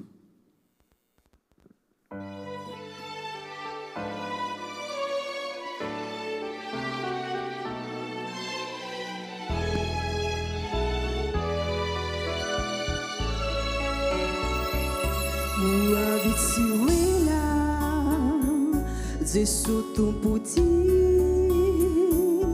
koazavazina min'izao fiaina neto izao ny fanontanina mipetraka de ianao zay milaza hitsena zimo efa volona fe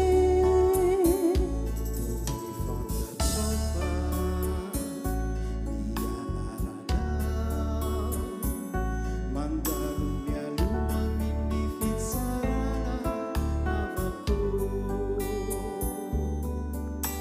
isika lay zanakadala kanefa natsono e malala no indro ilazana izany teny izany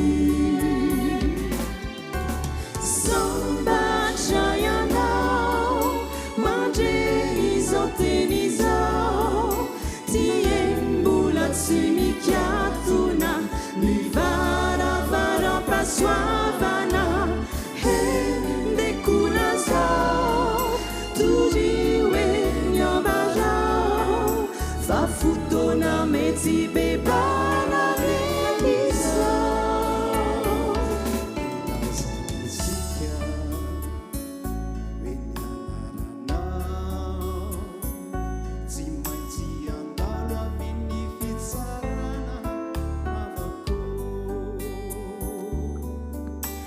isika lay zanakadala kanefa natsono hoe malala no indro ilazana izany teny izany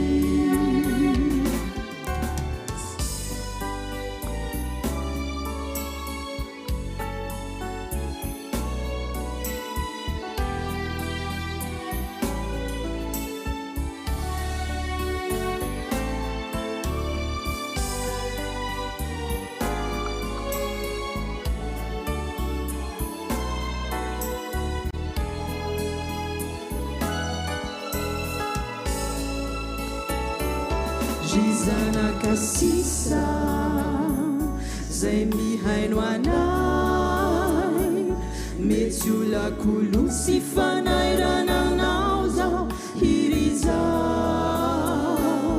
de iarahifone hiverenindray tia hita finonany tompo amizay fihavinizay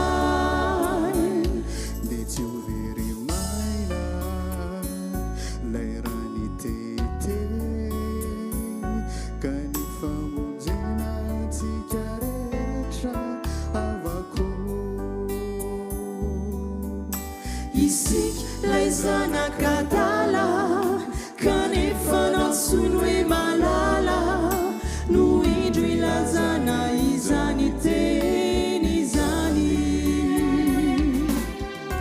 sambatra ianao mandreny izao teny izao tieny mbola tsy mikatona mivaravara-pasoavana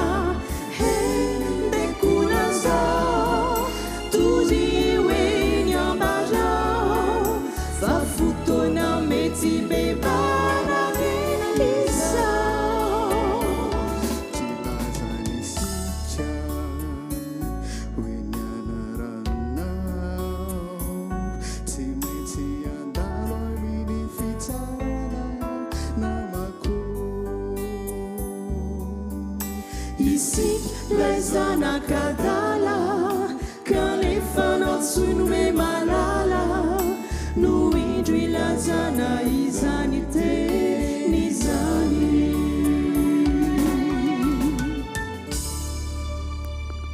amen samiaritra ny isika rehetra araka ny voalaza teo dia Franciara Kotsafy no ampiresaka ny vahintsika faly miarabanao Francia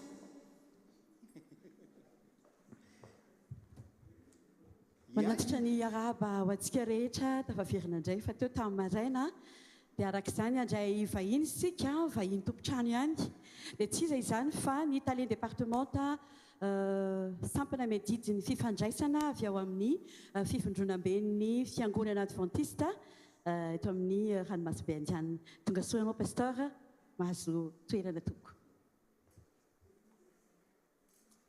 mbola ao anatin'ny fankalazana ny faha-efatra-amboapolo ny vola faha-efatra-amboapolo taonany radio Asis isika fankalazana ny fitokanana ara-panjakana fa efa naverimberina teo efa 19 taona lasa ny tena nikononkononana an'izy ity tonga soa pasteur Loué miarabanao namana Franciary miaraba ny mpiasan'ny radio Asis rehetra sy ny ankonany tsirairay avy taona ny radio Asis pasteur minao fa manana firarian-tsoa manokana ianao na afatra ho an'ny mpijery atsika ho an'ny mpiaino atsika ary ho an'ny reto mpiasa be dehibe izay manatrika atsika ireto ity tapany voalohany izay ho ambarako ngamba nama Francia dia hitodika amin'ireto namantsika mpiara-manompo ato amin'ny sehatry ny radio Asis 4 taona raha-panjakana 9 taona izy raha ny tena niorenany eto dia milaza fa 4 taona izay no nahavitan'ny batisako ary ny 9 taona tamin'ireo dia izay akasitrahana ny radio Asis ny amin'ny famparaizana sy nampijoro ny tena tahaka izao ary araka ny nambara namana volahery teo raha 4 taona izany dia efa taonan'ny olona efa vonona ny roso amin'ny tokantrano izany hoe fa taona matotra ary ataontsika hoe fa manana ny toerana maizy azy koa atao anatin'izay 4 taona izay dia maro ny fanandramana no lalovany tsiraray avy. Ary mahafinaritra eto avokoa isika rehetra izay nanomboka tamin'izany hatramin'izao fotoana izao. Ary ankehitriny dia tianay ny arahaba sy irarosoa ny mpiasa ny radio Oasis rehetra izay teo hatramin'izay ary ny fandimby na hatratra ny 420 taona. Maro ny fanandramana osintsika, maro ny mamy, maro ireo fitsapana isan-karazany, maro ireo tokantrano nafoy, maro ny vola mikarena izay lany, betsaka ny natolotra ho an'Andriamanitra. Ary indro ankehitriny miaraka mifaly isika rehetra ny amin'ny fahatrarana ny 420 taona. Koa tiako ny haneho fisaorana ary irarosoa ny mpiasan'ny radio Oasis rehetra sy ny ankonany amin'izao andro anio izao.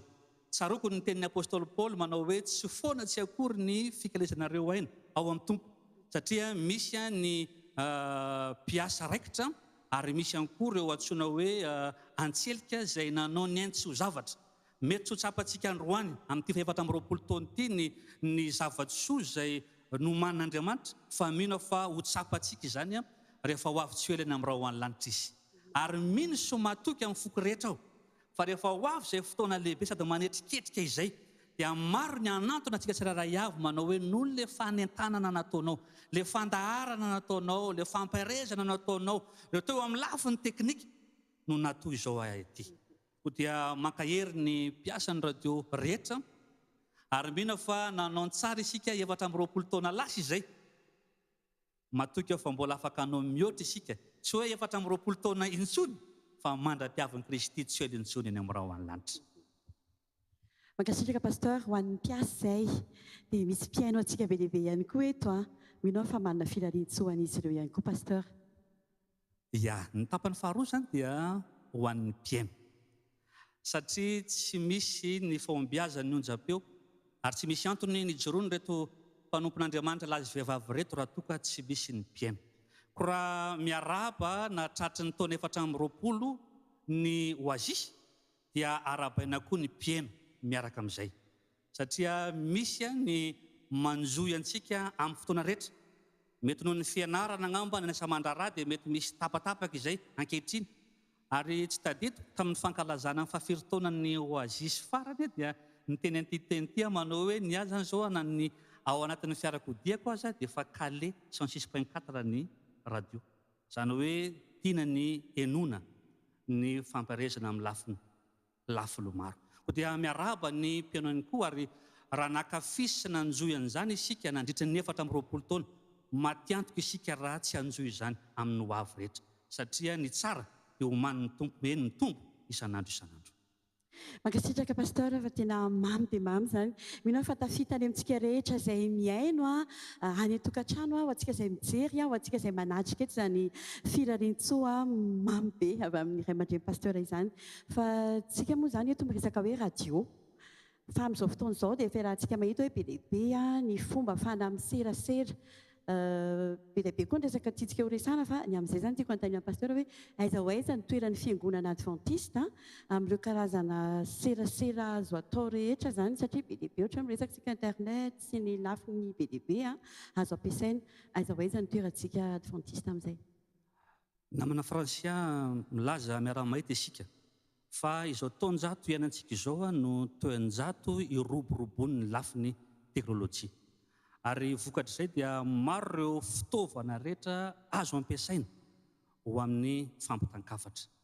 Ary manoloana n'ireny firoborobon'ny teknôlôjia ireny indrindra ambarantsika amin'ilay hoe tambazotra-tserasera na ny tambazotra-pifandraisana, ny toerana misy ny fiangonana adventista zany dia tsy milaza ny olona na ny kristianina ao aminy manao hoe tsy azo ampiasaina ireny fandrosoany ireny. Fa ny antsika kosa dia hoe manoloana ny fisian'ireny fandrosoany ireny, inona ny tokony ho ampiasantsika azy. Ary ataoko fa raha mitombo ny fivoaran'ny teknôlôjia dia tokony tombo ihany koa ny fahalianantsika ka ampiasanana izany amin'ny tokony ho ampiasana azy. Tanteraka ny tenin'ny mpaminany Daniel manao hoe hitombo izy ny fahalalan'ny olona ary voaporofo izany ankehitriny. Firy arivo taona lasa izay raha mitantara i Paoly eo amin'ny bokin'ny Efesiana hoe circulaire anankiray mandeha zany hoentina amina sambo amina kilometatra maro vakiny eo amin'ny toerana anankiray izy iny voavaky eo zay voavakiny ary amin'ny toerana anankiray hafa indray amin'ny fiangonana fito voalaza ao amin'ny bokin'ny apokalipsia.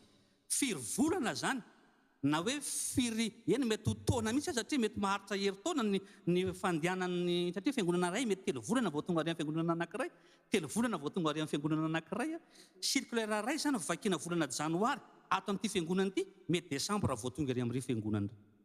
Kanefa noho ny teknôlôjia misy ankehitriny segondra ray monja dia azony rehetra atao zany miroborobo zany ny teknôlôjia ankehitriny. Ary raha miresaka an'izay indrindra isika dia ekena fa tony ny zavatra rehetra izy io, misy ny lafitsarany ary misy ny lafiratsiny. Ary efa jerevana ny lafitsarany ampitahina amin'ny lafiratsiny dia samy manana ny heviny izay heverana an'io na ny ray aman-dreny na ny rehetra. Kanefa tsy midika zany hoe ny fisian'ny lafiratsiny no tsy azontsika ampiasaina azy, fa azontsika atao zany ary mitrandraka ilay lafitsarany. Miaina ao anatin'ny rotoroto mifanendalana amin'izay firoborobon'ny teknôlôjia izay ny tontolo misy antsika. Eo ny raritsaina, eo ny tebiteby, eo ny ranomaso, eo ny alahelo, eo ny fahoriana, miaina ao anatin'ny olana isan-karazany zao tontolo zao. Ary raha miaina ao anatin'izany toe-javatra izay ny tansaintsika zany ny vahoaka manodidina antsika, ny fantina mipetraka zany dia ny hoe eo am-pananako na eo am-pampiasako ny tampazotra ny tserasera misy na ny teknôlôjia misy, ino no anjara andraikitro ampairezana ny kivy, ampitrakana ny diso fanantenana, ampairezana ny kivy, anomezana fanantenana ireo izay ketraka ary ampitrakana ny lohan'ny olona hibanjana ny Kristy tsy elontsony eny amin'ny rahoanlanitra. Mahafinaritra ny tenin'Andriamanitra ao amin'ny bokin'ny Abakoka. Ao amin'ny Abakoka toko 2 ka ny 2 dia honambaran'ny tenin'Andriamanitra. Abakoka toko 2 ka ny 2. Rehefa miresaka izy ny amin'ny hoe nilazany Jehova tamin'ny mpaminany ny andringanana ny Kaldiana. Afaka asehoko zany amin'ny hoe ambara amin'izao fotoana izao mialohan'ny fihevian'ny Kristy tsy elintsony eny amin'ny rahoanlanitra dia hoy zanaran'i Kristy eo amin'ny 2 manao hoe dia namaly Jehova ka nanao hoe soraty ny fahitana ka atao velona tsara ny soratra eo amin'ny fafana mba ho azo ny miazakazaka ho vakiny zany. Miazakazaka ao anatin'ny rotorotom-piainana sy ny olana masa-karazany zao tontolo izao. Ary eo am-pampiasantsika ny tampazotra ny tserasera misy, aoka tsy hafinafina isika na atahotra ny amin'izany, fa ampiasao izany araka ny soratra masina sitrapon'Andriamanitra ka mba ho azo n'ireo ilay miazakazaka ny rotorotom-piainan'ireo ho vakina, na ny zavatra ataontsika eo amin'ny Facebook zany, na ny YouTube zany, na ny WhatsApp zany, na ny amin'ny MP isan-karazany, na amin'ny fahitalavitra, na amin'ny radio, dia ataovy zany amin'izao androntsika izao mba ho azo ny miazakazaka ho vakina. Ary raha miazakazaka noho ny rotorotom-piainana ny olona ka matazana ny zavatra soratantsika eo amin'ny fafana. Dia fafana zany ilazana hoe tableau, fa mamela ianareo teny hoe ny fafana koa dia le écran, le paozin'le écran amin'ny téléphonetsika, amin'ny tabletsika, amin'ny ordinateuratsika. Ary raha miazakazaka ny olona, inona ny zavatra hitany eo amin'le fafana? Akoatra ny mety ho ampiasantsika azy amin'ny fiainana andavanandro, ataoko fa fotoana izao iresahana misimisy kokoa hatrany ny momba ny Kristy. Na eo amin'ny lafiny fanabeazana zany, na eo amin'ny lafiny ara-pahasalamana zany, na eo amin'ny lafiny tokantrano sy ny maso samihafa, dia fotoana izao anoratana leo amin'ny fafana. Ka ho an'ny mpijery antsika na ho an'izay manaraka izao fandarana izao na amin'ny onjam-peo na amin'ny ireo ilay média sosialy rehetra, andeha hanoratra eo amin'ny fafana isika mba ho azo ny miazakazaka ho vakina. Ka ninonina rotorotom-piainana izay misy eo amin'ny olona dia hitondra hery sy fanantenana ho azy izany. Ao amin'ny Daniela toko 4:10 ka ny 9 Daniela toko 4:10 ka ny 9:4. Daniela toko 4:10 ka ny 9:7 azafady. Dia hoy anaran'i Jesosy: ary izay endry dia mirapiratra toy ny famirapiratra ny lanitra, ary izay mamerina no maro ho amin'ny fahamarinana eo tahaka ny kintana mandrakizay toria. Ny fanondriako antsika rehetra manatrika etona manaraka izao fotoana izao mba ho le kintana mandrakizay toria, hirehitra hamerina no maro ho eo amin'ny Kristy. Mankasitraka pasteur fa dia mahafinaritra mihitsy izany tsodrano izany mba ho kintana mirapiratra isika, tsy isika mpiasan'ny radio irery fa na ny tiaino rehetra ihany koa na ny mpijery rehetra izay manaraka antsika amin'ity sabata manokana faharoan'ny volana marsa ity. Amara-pirana antsika ny resadresakantsika pasteur, mino fa mbola manana ny afatra moa izany tsy tapitra mihitsy fa mbola misy zavatra ty pasteur antitranoterina kely ve mahakasika an'izay hoe fandresantsika teo ihany hoe amin'ny fampiasantsika ny serasera rehetrarehetra, ny fikarakarana ny azo atao rehetra izany mba ahafahana manatanteraka ny asan'Andriamanitra.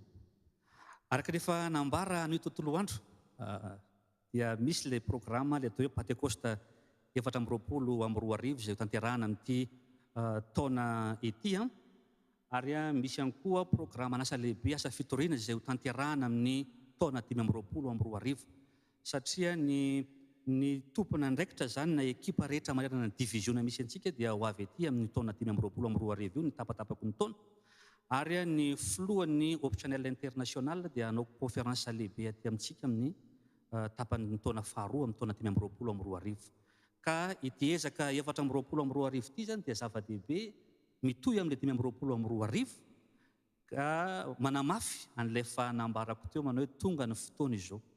Maro ny fanentanana izay hozaraina, mila ho ampitaina. Maro ireo toromarika na ataontsika hoe ireo zavatra tiana ataontsika hoe omena ny olona rehetra. Fotoana izao indrindra ho antsika rehetra tompona andraikitry ny fifandraisana mampiasa ny tambazozan-tserasera misy mba hifanometanana ho amin'izany. Satria raha ny rehetra no mitovy fomba fijery tahaka ny olona iray ozy ny fanay faminaniana manasatra tanjona iray dia mino fa iozongozona ity firenena misy antsika ity, ity fédérationa misy antsika ity. Ka alao hery azy mampiasa Facebook, nireo tambazotran-tserasera misy rehetra, isika amin'ny radio, ny mampiasa ny fahitalavitra, andao ity taona 420 ity hanaovantsika fiaikana ka hanokana antsika fotoana misy kokoa noho ny tamin'ny lasa mba hitorintsika ny atsara ny Kristy amin'ny manodidina antsika. Amen. Mankasitraka indrindra ny pasteur Rakotonandrasana Rado izay lehibe ny sampana fifandraisana ao amin'ny fivondronam-ben'ny Fiangonana Adventista eto amin'ny ranomasimbe Indiana, nanaiky ny vahiny teto amin'ny plateau-ny télévision Oasis. Ny larisoa antsika mpijery rehetra, ny larisoa antsika mpiasa rehetra, ny larisoa antsika mpiaino rehetra, mbola mankasitraka hatrany ny fanarahantsika ny fandarana. Tsy avelanay homona aminay ny anareo any an-trano na hoe ahoana indray toa hiresaka foana ve nareo sa tsy hiresadresaka, tena mbola izy vahiny indray rehefa avy eo mankasitraka amin'ny pasteur fa ho raisintsika avy hatrany indray ny mpanakanto manaraka izay hanafana ny fotoanantsika dia ny groupe Grâce. Mino fa efa vonimboninao ianareo hanolotra ny hira izay efa nomaninareo, hira 3 avy hatrany no aroso ho antsika.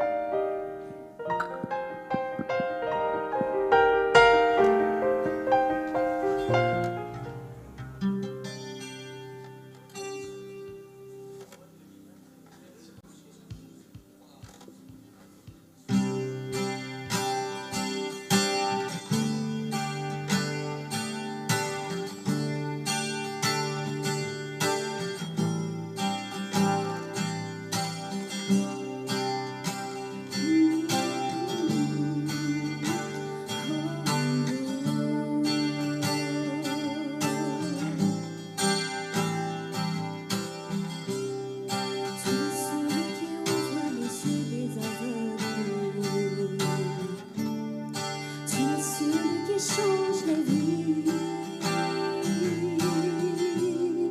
Tu prononces une parole et ce qui était mort reprend vie. Jésus, tu es celui qui a inspiré cette œuvre. Tu nous mèneras jusqu'au bout. Tu avais décidé d'écrire cette histoire avec nous.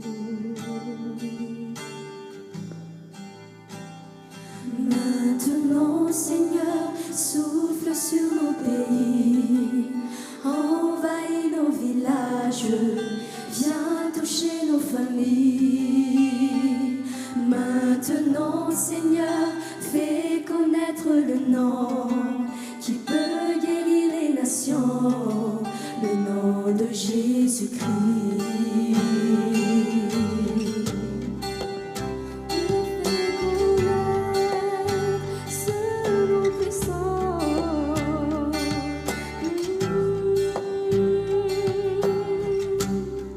Tu es celui qui a inspiré cette œuvre. Oh, tu nous mèneras jusqu'au bout. Tu avais décidé d'écrire cette histoire avec nous. Maintenant, Seigneur, souffle sur nos pays, envahis nos villages, viens toucher nos familles. Maintenant, Seigneur, fais connaître le nom qui peut guérir les nations, le nom de Jésus-Christ. Maintenant, Seigneur, souffle sur nos pays, envahis nos villages, viens toucher nos familles. Maintenant, Seigneur, fais connaître le nom qui peut guérir les nations, le nom de Jésus-Christ.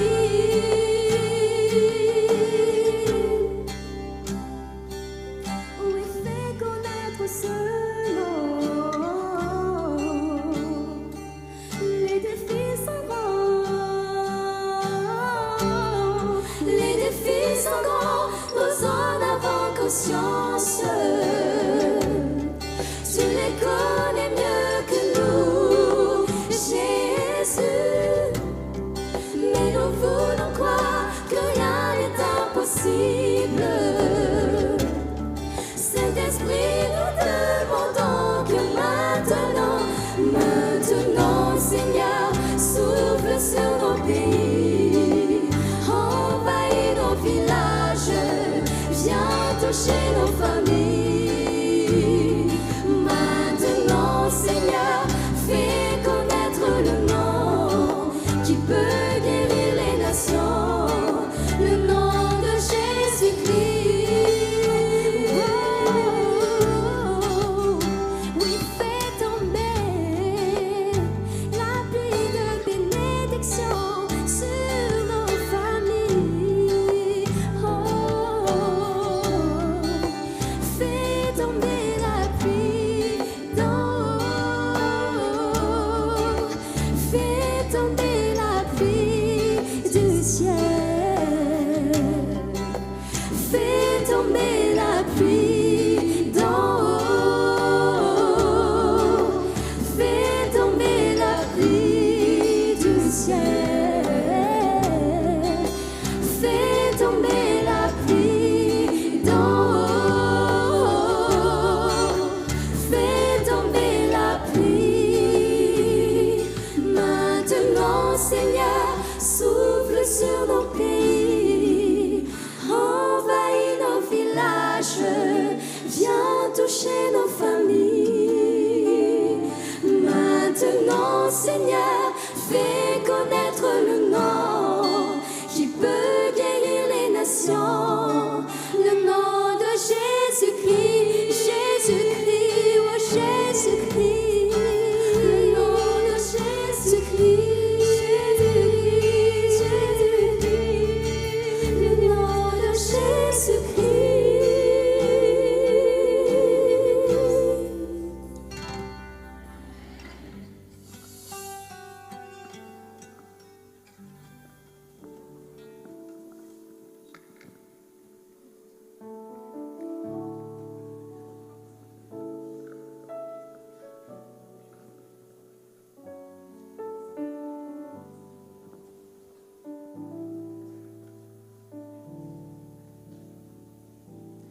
devenu fuku wanao causa vagecha amiku yanao tiniu lalina ni fuku tunga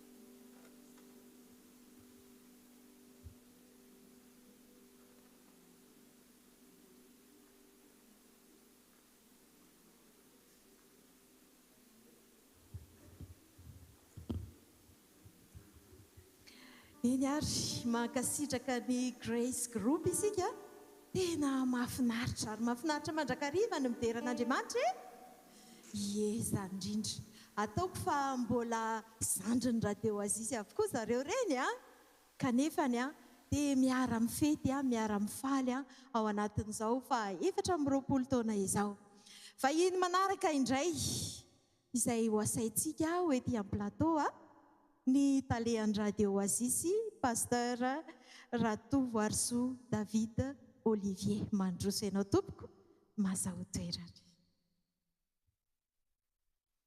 Miarabanao pasteur.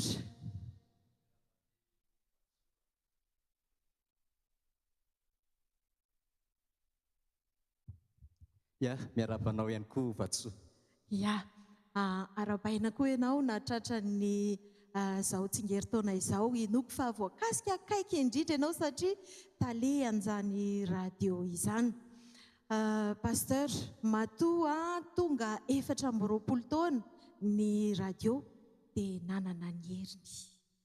Raha olona izany dia tena ao anatin'ny hery sy ny tanjaka tokoa. Dia raha ao anatin'ny heriny le izy, pasteur, manahoana re izay fisehoan'izay? Ahoana no fisehoan'izay hoe herin'ny radio Oasis izay? Indrindra nahavitan'izay 4 taona be izay. Ia, mankasitraka amin'ny fanontaniana Vatsoa. Alohan'ny hamaliko an'izay angamba dia tiako ihany ny manamafy sy miresadresaka kely satria efa voalazan'ny taleny département fifandraisana teo ihany amin'ny ankapobeny ilay ataontsika hoe hery. Natao hitoriana filazantsara manko ity radio ity. Dia ankehitriny zany tsika mampiasa radio dia hoe ahoana ny radio no tena misy hery lehibe ve io, araka ny sitrapon'Andriamanitra ve io? Tsika aloha zany tsara mampafantatra fa tsy hitanao ao anatin'ny baiboly zany radio zany. Tsy mahita an'izany eo ianao, voasoratra hoe dia mitoriana filazantsara amin'ny alalan'ny radio. Tsisy eo.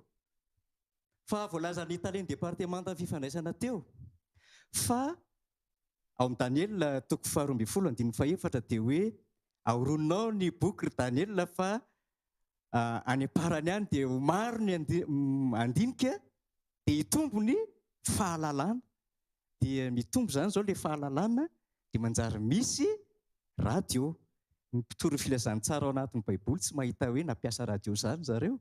Fa tsika zany ankehitriny miaina amin'ilay andro farany izay mandray tombontsoa amin'ilay fahalalana, misy ny radio dia raisitsika koa zany hoe andao koa tsika mba haka sehatra iray hampitana ny filazantsara be dia be ny zavatra eny ambony tsy taka-maso hoe ny sary, feo, fa tsika koa zany mampiasa eny, ilay ratsy koa mampiasa eny, fa tsika mandefa ny tsara.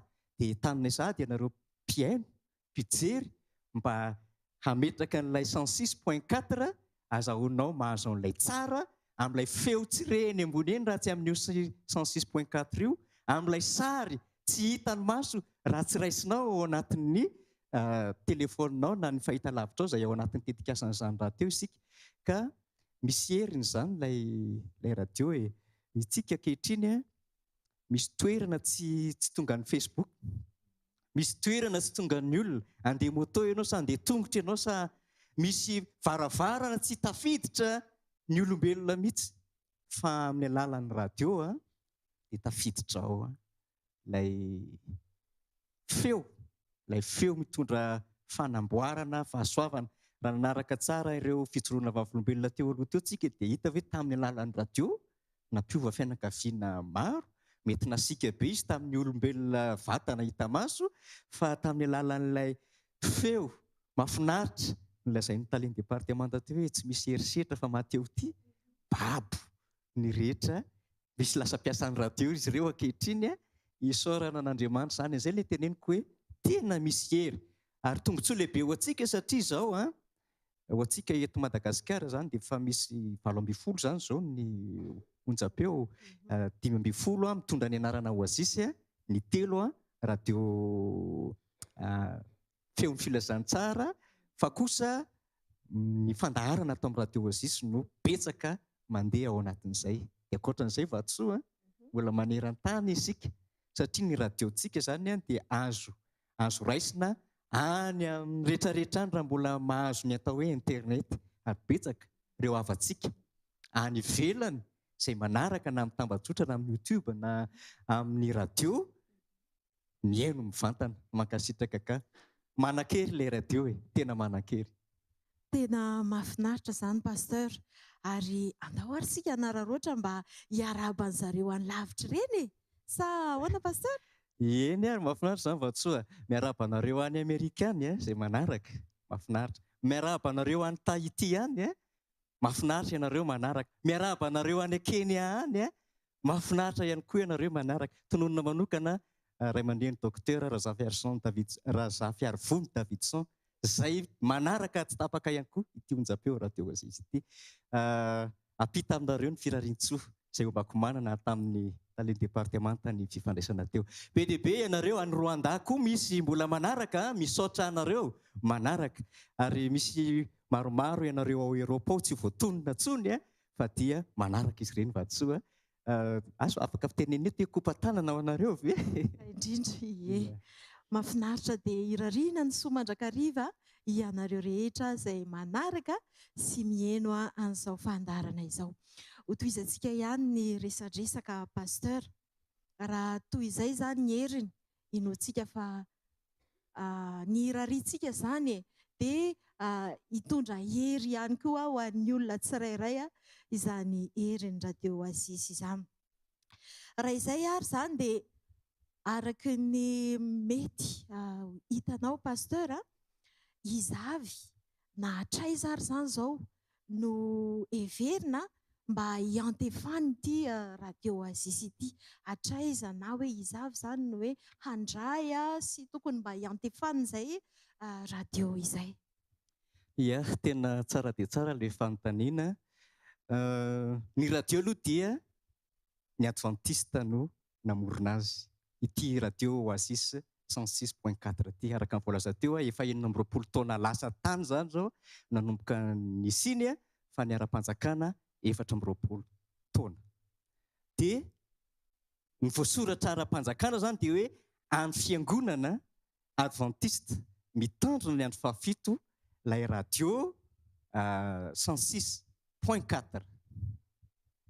Fa kosa tsy hoe rehefa ny Adventiste mitandrina ny andro fahafito no namolavola sy nanao azy ary ataontsika hoe mitantana azy dia hoe ny fiangonana Adventiste irery ihany zany ny tokony hiaino azy.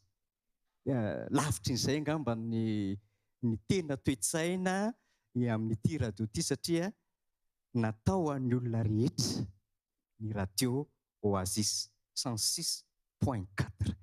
Tsy manavaka tokom-pinoana, tsy manavaka saranga, tsy manavaka fiaviana, tsy manavaka firenena, fa natao an'ny olona rehetra satria mibaiko ny Jesosy Kristy. Ao amin'ny marka 9:15 dia manao hoe mandeha any ianareo mitoriha ny filazantsara amin'ny olombelona rehetra. Dia mbola mafisiny izany any amin'ny Jaona 10 hoe manana ondry hafa ivelany ity vala ity. Io zany tsy ny atao amin'ny Adventiste rery akory ny olona ho vonjena, fa misy ondrin'i Jesosy Kristy any rehetrarehetra any. Dia noho izany natao hitoriana ny filazantsara ho amin'ireny rehetrarehetra ireny koa zany ity radio ity mba hatonga ny rehetra ho lasa iray rehefa miverina eny amin'ny raha lanitra Jesosy. Rehefa miverina manko Jesosy dia tsy hoe reto izay, fa ilay olona rehetra izay nandray ny filazantsara dia hiara-hiakatra daholo.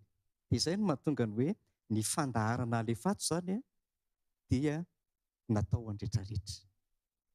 Na inona io. Misaotra pasteur. Ary porofon'izany koa dia manao ny hira ny rehetra ihany koa rehefa satria izao nandeha nanaraka hira antsika izao ataoko fa tsy mpanakanto Adventiste no namorona ilay hira fa no irain'ny tanora Adventiste. Sady izany ve pasteur? Tena izany mihitsy satria izao be dia be no mametraka fanontaniana hoe ahoana reny hira mandeha reny? Tsara aloha milaza amintsika fa ny hira teny anglisy, ny hira teny frantsay, ny ankamaroany izay lefa antsika atao amin'ny radio Oasis dia tsy Adventiste daholo akory ny mpamorona azy sy mpihira azy. Fa nefa kosa hita hoe hira mitory an'i Jesosy Kristy, tsy miala amin'ny soratra masina, tsy miala amin'ny fotom-pinoana, tsy miala amin'ilay fanekenan'i Jesosy hoe tompo sy mpamonjy, izay izy ny tena tompontsika, izy no mpitarika antsika, izy no mpiandrondry antsika, izy no mahalala ny tena mety ary hitodiantsika any aminy. Dia hatreto izany dia mandefa an'izay ny radio Oasis. Mety tsy fantatsika fa be dia be ny hira teny anglisy hoe reny ianarantsika amin'ny Songs of Praise rehefa lahady. be dia be ny hira tsy adventista amin'izy ireny. Mandefa koa tsika hira teny malagasy amin'ny ataontsika hoe mpanakanto ara-pilazantsara malagasy. Rehefa hita hoe mifantoka ao amin'ny baiboly ary Kristy no ivony dia tsy hita izay olana ao anazy satria Jesosy tsy mialonjavy fa izay manaiky an' Jesosy ho tompo sy mpamonjy dia zanany avokoa. Misaotra indrindra pasteur, mankasitraka ary mankasitraka antsika ihany koa ny aino ny pasteur Rakotoarisoa David Olivier izay talehan'ny Radio Oasis. So dia misy hafatra mbola tiany pasteur ampitaina kely ary. Angamba tsy dia misy betsaka intsony fa dia izao mirary soa antsika mpijery rehetrarehetra, mirary soa antsika mpihaino rehetrarehetra, aza miala amin'ny Radio Oasis. Ataovy ohatra ny Tallinn départementa teo ny radio anao, kaleo eo amin'ny 106.4. Fo maraina ianao mampahery anao izy, andeha atory ianao mandrotsirotsy anao izy mba hahita torimaso mamy eo ambany fahasoavan'ny tompo. Ka dia mirary soa antsika rehetra, ho samy ho tahiany tompo, ho tratra ny taona manaraka indray raha mbola tsy avy Jesosy Kristy.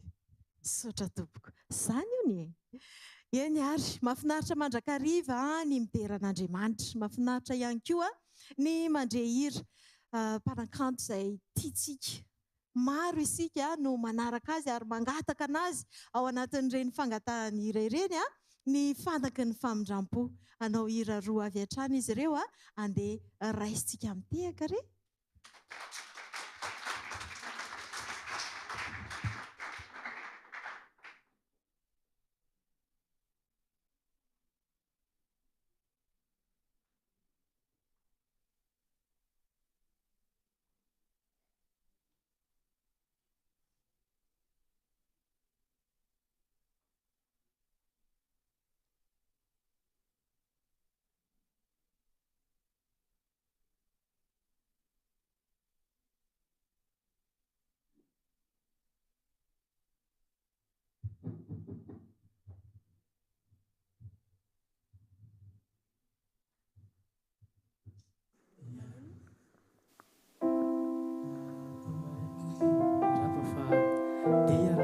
Tsika avokoa isika rehetra ary dansina ho fahotanana mangatsiatsika amin'ity hariva ity.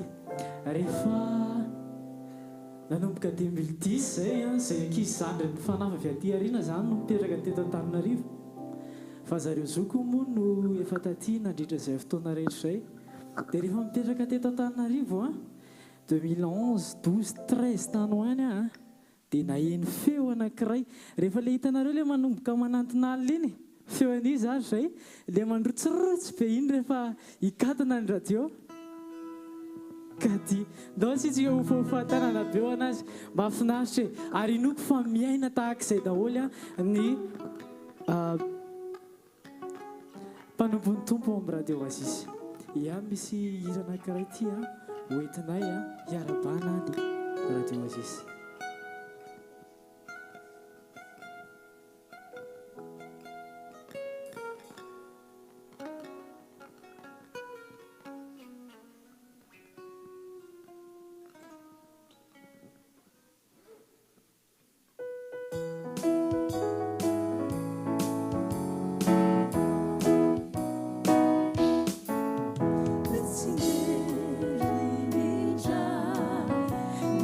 Now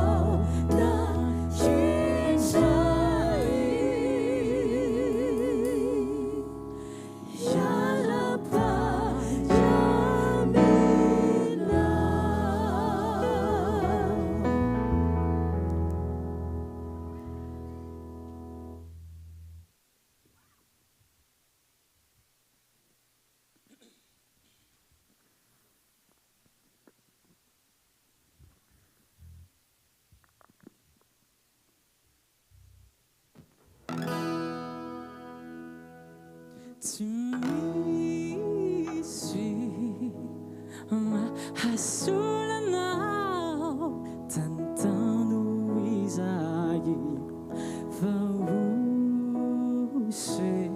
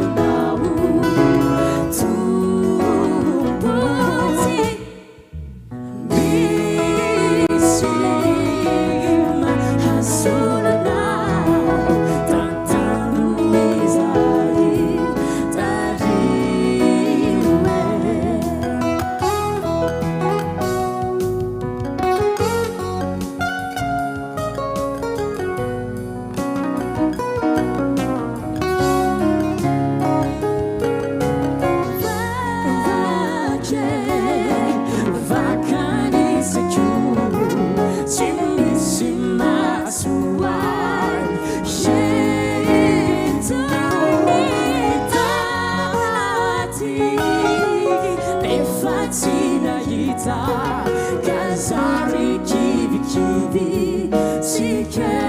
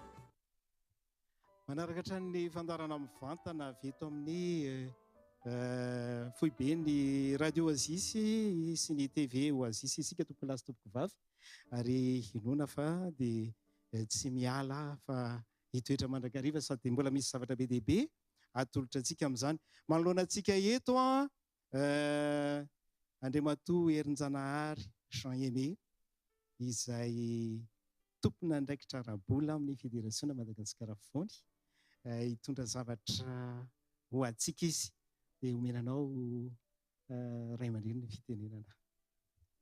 Mankasitraka ny namana vola heriny amin'ny fanolorana dia sady miarahaba antsika ihany koa izay manatrika eto mankalaza an'ity andro manokana 2 mars 2024 2 mars 2024 2 mars 2024 4 taona ny siny radio Oasis ara-panjakana raha 2 taona tao alohan'izay nefa nanomboka nisy izany radio izany. Joyeux anniversaire Oasis.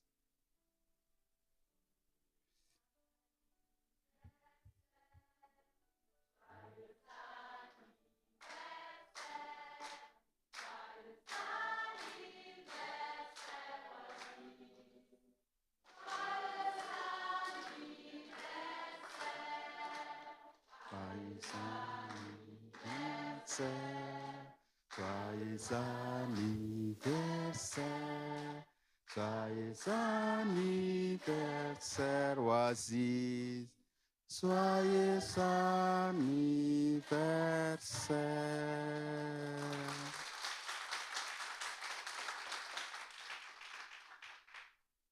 Mankasitraka antsika rehetra, mahafinaritra ny fotoana.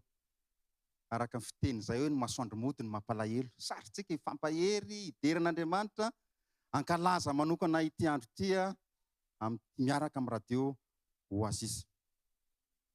Hitondra fampaherezana, hitondra andeha ataoko hoe hery ho antsika indray ny antony ijoroako eto, ny amin'ny andraikitra izay hoentsika amin'ny ity radio Oasis ity.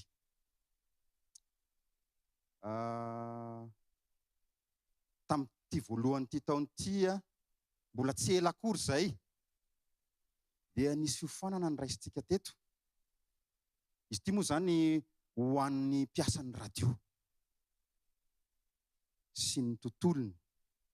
Kanefa rehefa mandinika sy miaino an'ireo lahateny rehetra teo dia ny mpiaino any amin'ny tambajotra, serasera sy ny radio dia manana tombontsoa ihany koa, manana an'izany fahalalana izany.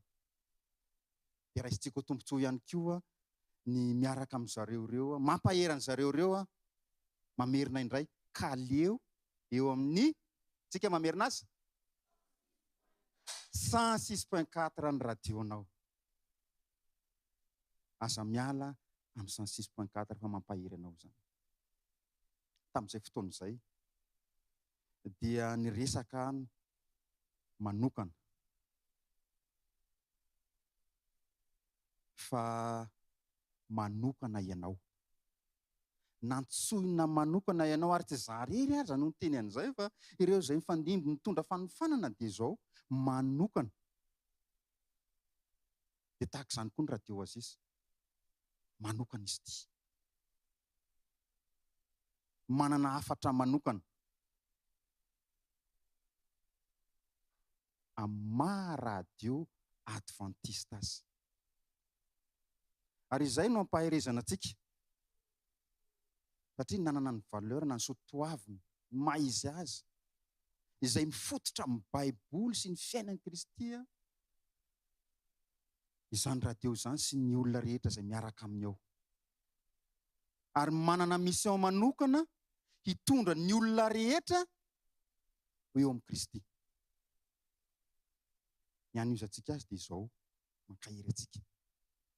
Isika olombelona dia nataon'Andriamanitra manana toetra samihafa ny mety fisehony sy ny mety ananantsika azy ny degreny, fa izao samy manana toetra, samy manana fanomezam-pahasoavana mampifalifaly sy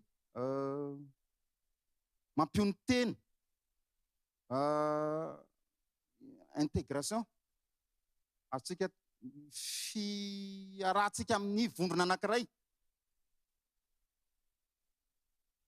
Izany rehetrarehetra izany men'Andriamanitra antsika tsirairay avy. Voateraka isika. Fa tsy hoe ny raisiny izany fa voateraka ny fisehony no samihafa. Fa dia ny anjara biriko izany dia izao hoe ahoana no ampiasantsika no ampiaratsika an'izany. Misy teboka betsaka azo lazaina ao anatin'izany fa ilaza 2 sy 3 raha betsaka ary izany 2 sy 3 izany fa anankiroa fotsiny angamba amin'ity androany ity. Voalohany dia izao, aoka ho atoky ny tenanao ianao fa natsoina. Aoka atoky valeur ianao. Azontsika izany? Fiteny mahazatra izany hoe matokisa valeur. Rehefa natsoina ianao, iza moa ny antso? Andriamanitra ny antso. Ny teny frantsay malaza azy kokoa hoe confiance en soi. Aoka itsika rehefa manana an'izany. Ary ho ampiasaintsika ho fampandrosoana ny asan'Andriamanitra izany. Misy mpanoratra anankiray milaza toy izao hoe Patrick Marlette. Rehefa hiatrika toe-javatra manokana hozy izy ianao dia io fatokisa-tena io ny tena ilaina voalohany, mialohan'ny zavatra rehetra. Indrindra rehefa handray fanapahan-kevitra isika. Zava-dehibe izany izay. Rehefa ao anatinao ny fatokisa-tena dia nahavita dingana anankiray ianao. Mila homanina nefa izany. Tsy ny rehetra no afaka hiteraka an'izany. Fa mila homanina n'inona? Miato amin'ny saina. Ny saina mila vonona miatrika an'izany fa tsy moramora ny miatrika an'izany.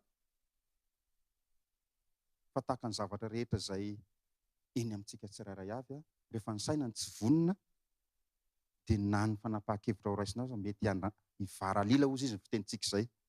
Ka izao, aoka vonona ny saina. Miavaka ianao. Aza alaina ao anatin'ny saina mihitsy izay. Miavaka ianao. Ary aoka anao atoky ny tenanao fa afaka manao an'izany ianao.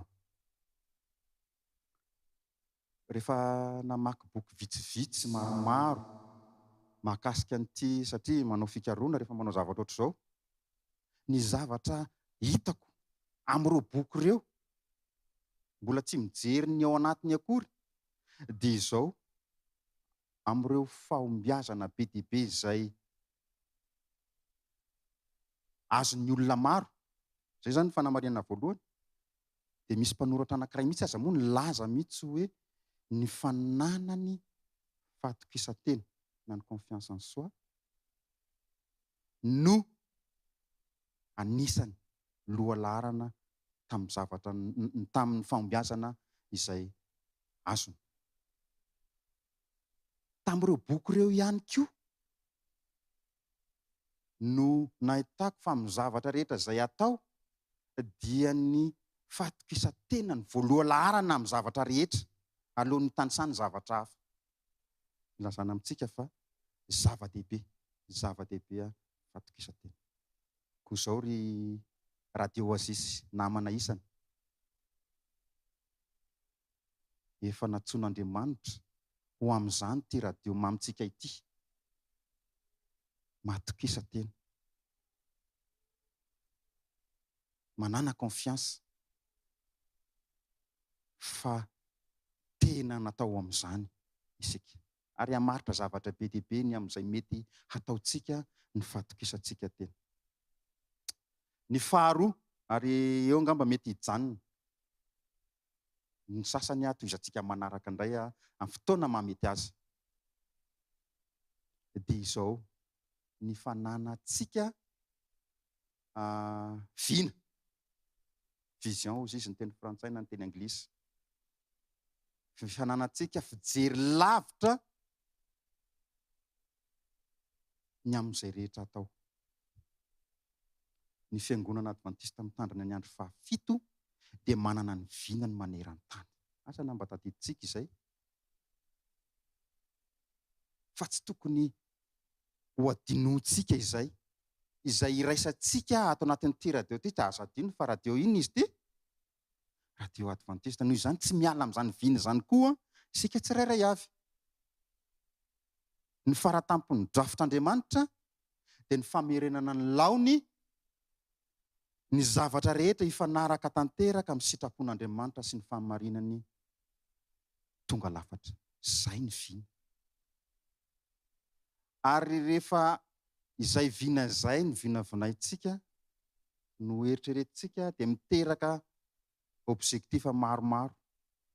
Iraisantsika izay rehetrarehetra izay ihany koa.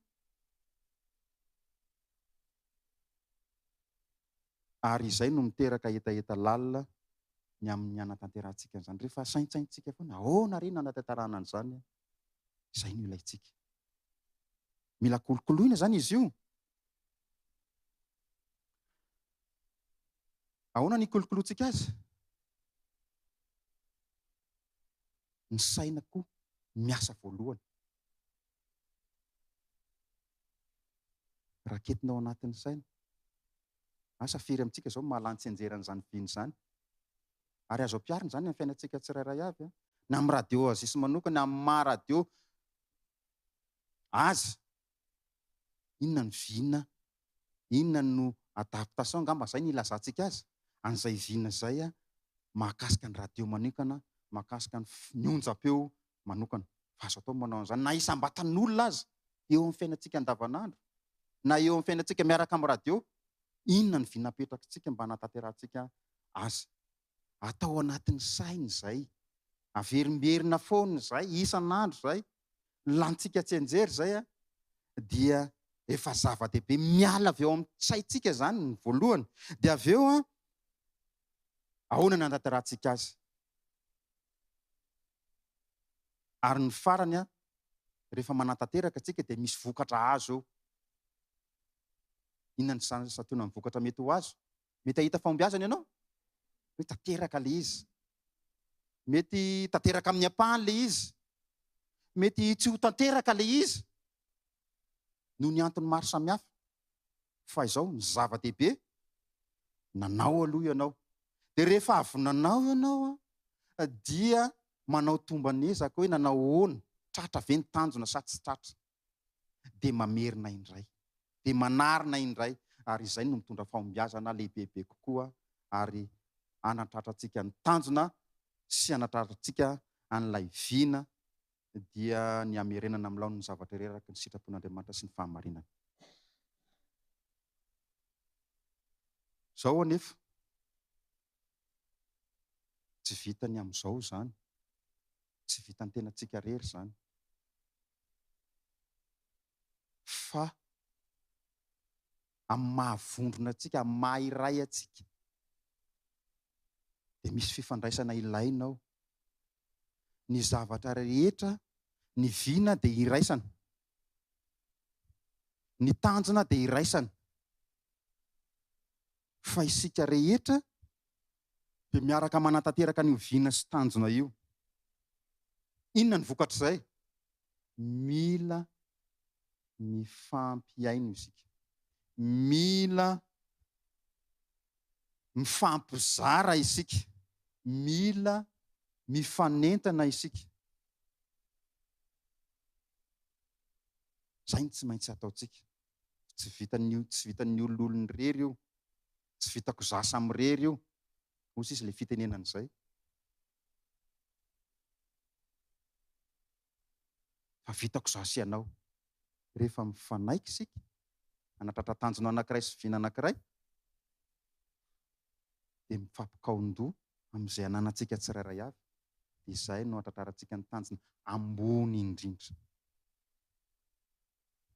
Ny olana matetika rehefa mieritreritra, efa thème anankiray hafa koa izany izay, efa hafa fa araraotiko fotsiny eo anatin'ity le hoe fanatrarana vina ity sy ao anatin'ny vondrona isika dia izao. Ny olana matetika rehefa nieritreritra mifatokisa-tena ny olona anankiray ka nahatsapa fa nofidiana manokana atao anatin'ny maro dia mieritreritra fa izy no izy no tena dia tsy mila ny hafa. Diso tanteraka nefa zany zavatra zany. Fa ny amin'ireo namantsika ireo misy qualité izay tsy ananantsika, ilayntsika ianarana any aminy, dia ilaina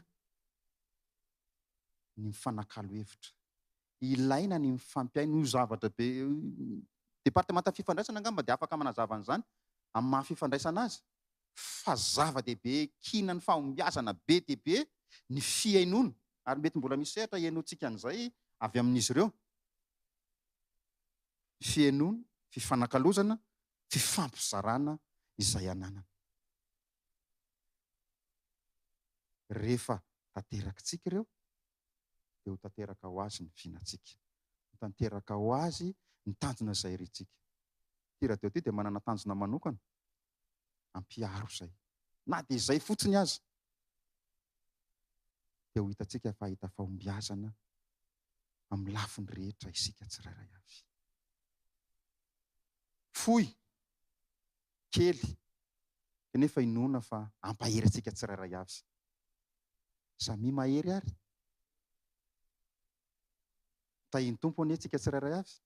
Hatratra ny taona manaraka raha mbola mahatra ny andro ny tany, mbola hiaraka eto foana isika hifampizarany maso sy ny ampandroso hanatratra ny tanjona izay iriny radiontsika amin'ny maha radio adventista atsika. Saotra tompoko.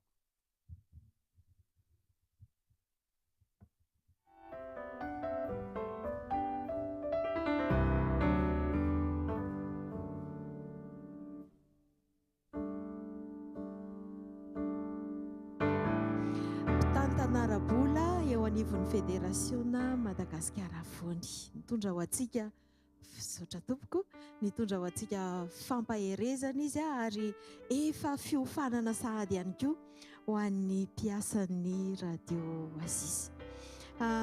Saotra indrindra ray aman-dreny. Ito ihany ny fideranan'Andriamanitra. Andeha isika hiantso an'ireto mpanakanto manaraka ireto, ny groupe Gloria. Anao hira 3 avy hatrany izy ireo ao aorianan'izay Tovy Malala anao hira anankiray. Mihaino finaritra tompoko.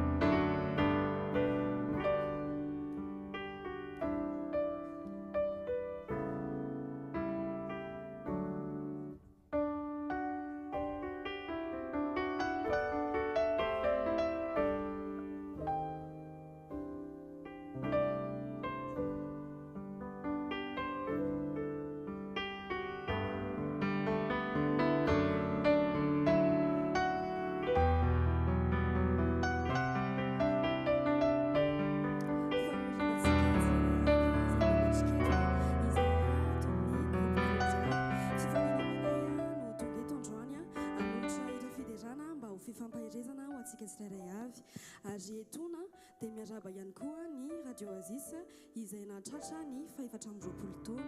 Ny firarinay dia ingany mba ny fitahin'Andriamanitra ho aminareo rehetra izay manatanteraka ny asa fanompoana ao anatin'izany radio izany, dia ny fitahinany tsy hitsahatra irotsaka ho aminareo tsirairay avy. Hira anankitelo no entinay eto. Hira voalohany mitondra ny lohateny hoe Rainay. Izy tia dia hira vavaka nampianaran'ny tompo, dia ny tena angatahanay aminareo dia ny mba hiainonareo hatramin'ny farany ny tononkira izay midika hoe ho toriteny any mba ho fifambairezantsika.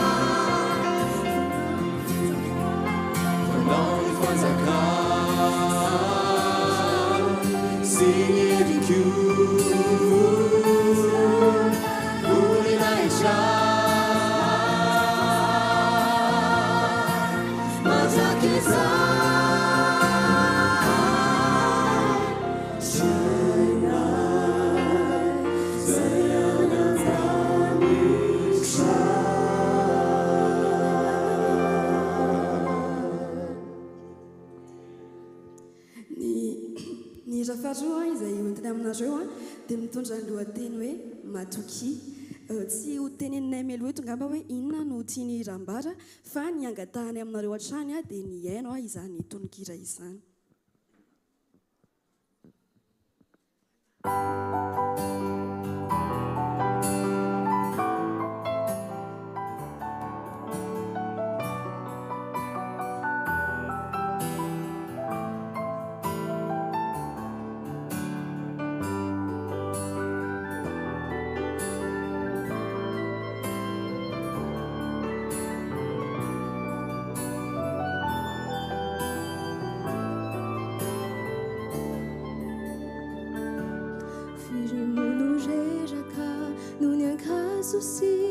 Jaketraka efirino mambuifu mitanundrikianilu nefala saikuizao famisi fanuarana gamba efafanta chao nyulanade asiuarana firimuno jeraka nunyakazusi Jaketraka efizino mambuifu mitanundrikianilu nefala saikuizao famisi fanuarana gamba efafanta chao nyulanade asiuarana matuki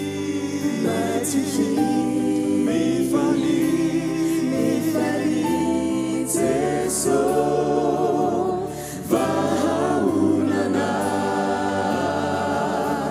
matuki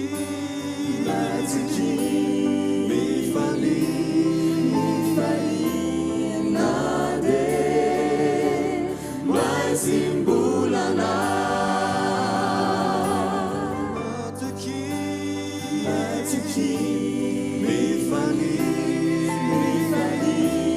Jesu vahaulana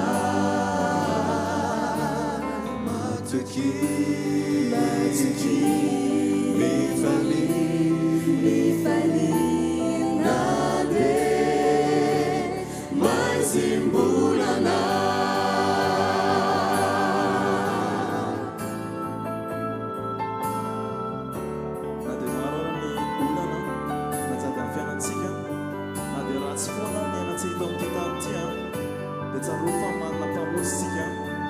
Jesús Kristi tsy misy antony tsokony tony hampalainantsika fa fotoany androany tokony atokisantsika sy falentsika amin'izay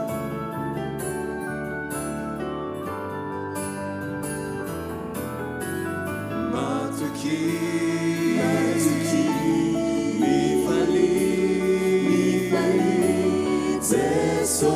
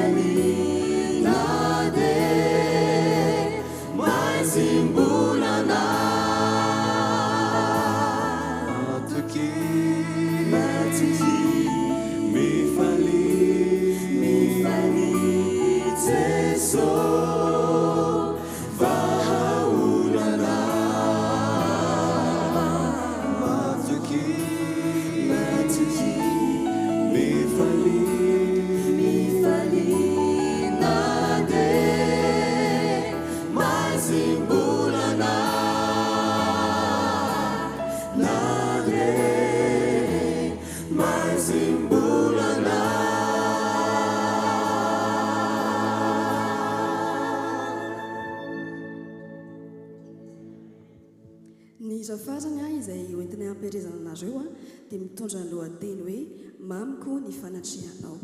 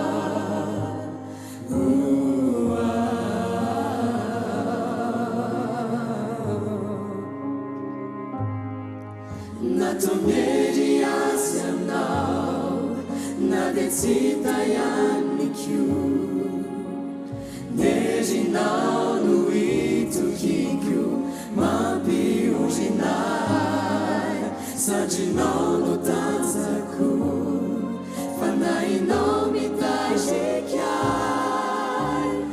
eo anilanao no tiako izao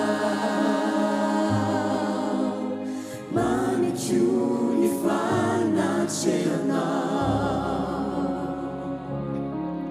natombery azy anao na de tsy tayaniko nerinao no itokiko mampiorinay sadrinao no tanjako fanainao mitazikay eo anilanao no tiako izao mamikio ny fanatrehanao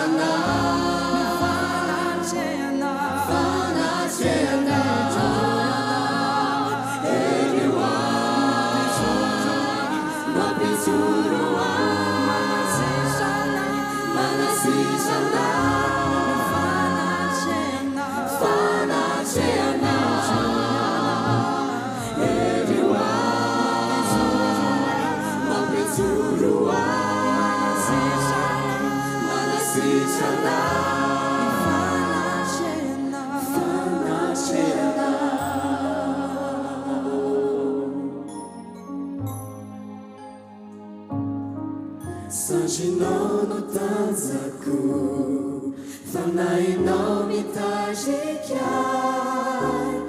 eo anilanao no tiako izao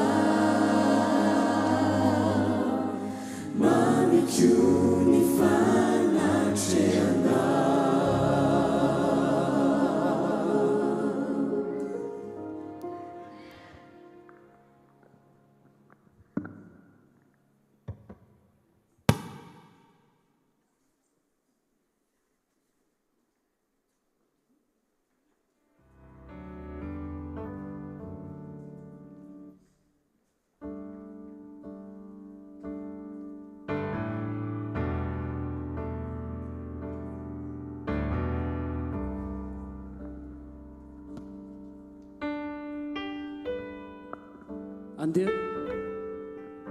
andeha ataontsika tahaka ny masoandro be lohataona ny fiarabana satria mbola misy masoandro ao ivelany ao ka raha tsy azosika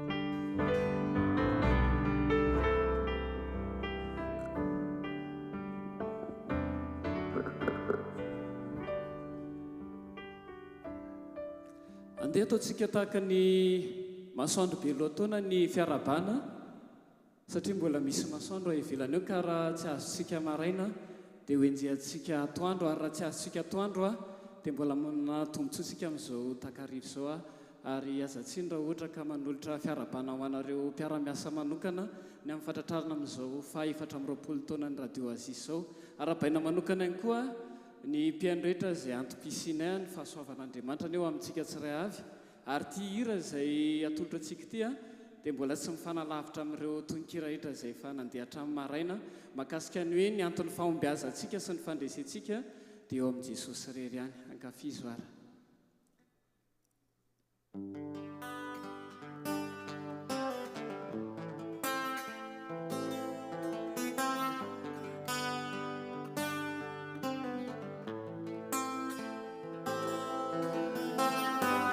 nitsangana ny tomboka resy izao lay fahafatesana tanteraka ny teny fikasana nitsangana ny tomboka resy izao lay fahafatesana tanteraka ny teny faminaniana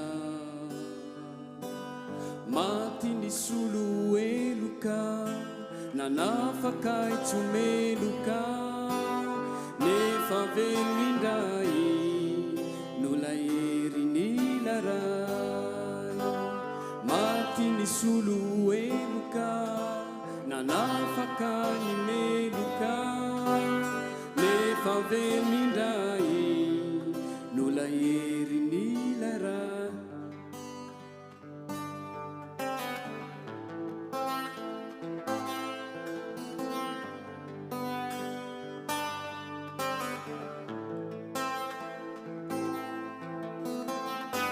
nitsangana ny tomboka voavelizao ny eloko voasasa sy voadio reo fahotana nitsangana ny tomboka resy izao lay fahafatesana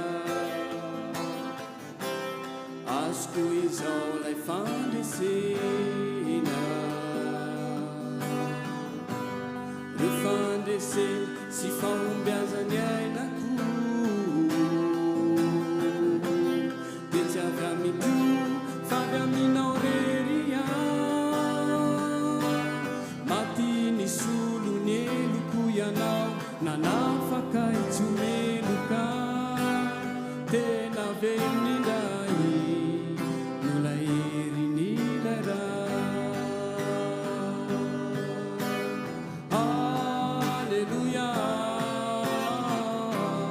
Hosanna, Alleluia, Hosanna, Alleluia, Hosanna, Alleluia, Hosanna. Nitsangana ny tomboka resy izao lay fahafatesana tanteraka ny teny faminaniana amen.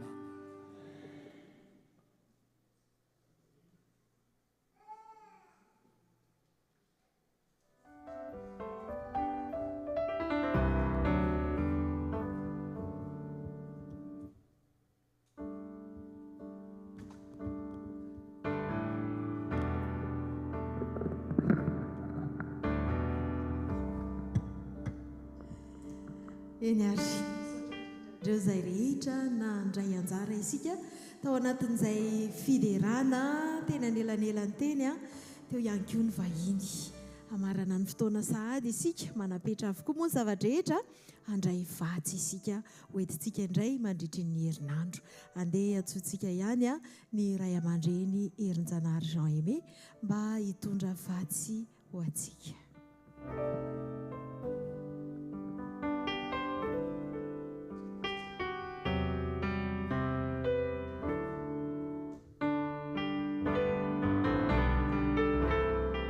raisinao tombontsoa mandrakariva ny miaraka amintsika eto hitondra ny ten'Andriamanitra vatsy farany asa adino fa vatsy ho antsika avokoa izay rehetra nyronezitsika teto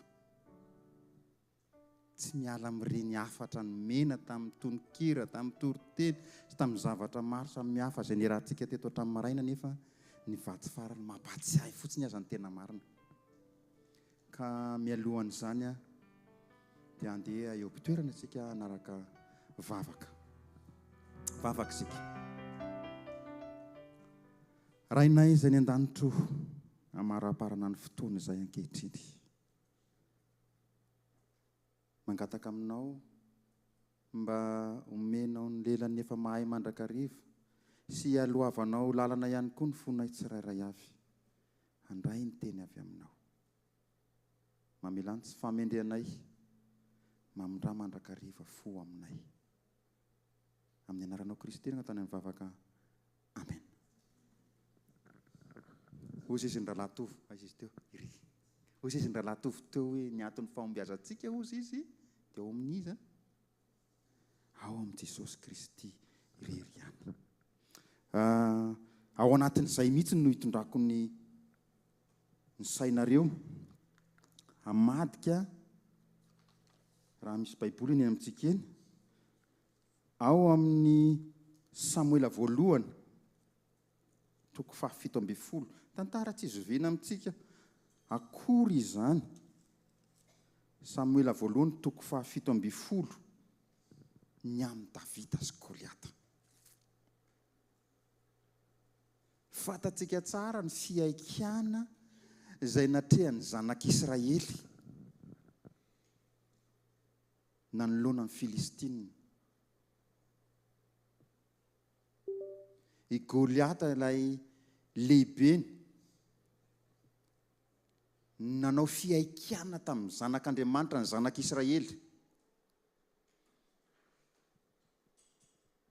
Ary nanao defi mihitsy izy hoe avy misy anankiray maketo hiady amiko fa raha maharesy azy dia ho babiko daholo nareo rehetra, fa raha maharesy koa izy dia ho babony daholo izahay rehetra. Fiaikiana manao ahoana moa zany? Ary fantatsika tsara ny tantara fa zany Goliata zany olona manao ahoana? Goavana be. Ary nahatonga ny Filistina, nahatonga ny Israely hiparareta manoloana azy. Ampianarintsika ny ankizy zany sa tsy izay? Kanefa izao tena izay marina ve ny tantara? Tsy marina zany. Fa rehefa mandre ny tantaran'i Davida isika, miditra ao anatin'ilay tantarany zanak'Israely miady, dia ahita tokoa fa ay ilay Andriamanitra topoitsika eo. Andriamanitra manao ahoana? Andriamanitra mahery. Afaka mampiasa antsika handresy ny toe-javatra.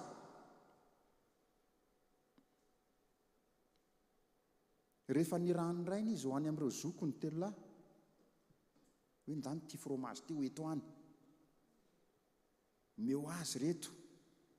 Dia nahita ny fiaikiana ny meny zanak'Israely dia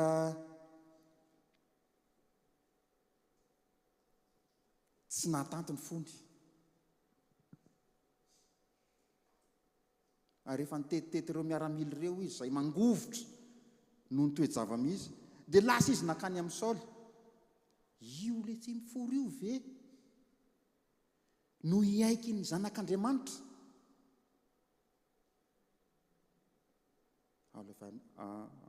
Dingantsika ny tantara, napaikanjony izy rehefa resy lahatra, nisy fifandraisan-data mantsy tao anatin'izay, dia napakanjona akanjo miaramila izy. Satria le miady aminy olona manao ahoana? Ozy izy ny fitenenina armée jusqu'aux dents. Dia mba hisiny fitoviana angamba. Rehefa tsy resy lahatra dia natao ohatr'izay ihany koa i Davida. Kanefa rehefa teny an-dalana tsy nety taminy le izy, ary tsy maintsy nesorony. Fa izay ny metimety kokoa. Tsy dia hoe fahatokisa-tena loatra hoe mahery ny Andriamanitsika, fa tsy zakan'ilay izy. Kanefa amin'ny lafiny iray ihany koa, matokoa izy fa matona asehon'Andriamanitra ho hitany izany zavatra izany ny amin'ny fihetsem-pony, dia azony atao ihany koa rehefa miankina amin'Andriamanitra mandrisary mipetraka atao anatin'ny sainy izany. Fa ny Andriamanitra ny zanak'Israely Andriamanitra mahery, tsisy maharesy azy. Fa io Filistina izay miaiky azy io dia ho resiny io. Ary izao no nataony. Rehefa mamaky tsika ny ao amin'ny 7:30, ary hoy Davida, Jehovah izay namonjy ahy tamin'ny tanan'ny liona sy ny bery, izy no hamonjy ahy amin'ny tanan'io Filistina io. Zany navaliny ny Davida any Saoly. Iza zany ny antehiran'i Davida? Andriamanitra no iantehirana. Lesinao antsika ihany koa izany. Amin'izao andro farany izao isika dia misehatra zavatra maro indrindra amin'ity fandrosoan'ny teknôlôjia ity. Mety manao ny fiarovan-tena maro samihafa isika. Mety manao ny fialan-tsiny maro samihafa isika. Mety manao ny zavatra rehetra izay mba hahatonga antsika tsy ho resin'izany isika. Fitaovana fotsiny ireny. Fa ny tena hahatonga antsika ho mpandresy araka ny lazaina teo dia iza? Andriamanitra irery ihany. Izay efa nanavitra ny zanak'Israely tamin'izay. Mbola nanavitra ireo patriarka maro tamin'izay. Mbola nanavitra ny Davida sy ny zanak'Israely teto. Satria fa fatatsika ny tantara. Io ihany no antoko ny fahombiazantsika. Ary io ihany no tokony ifikirantsika mafy. 1:7.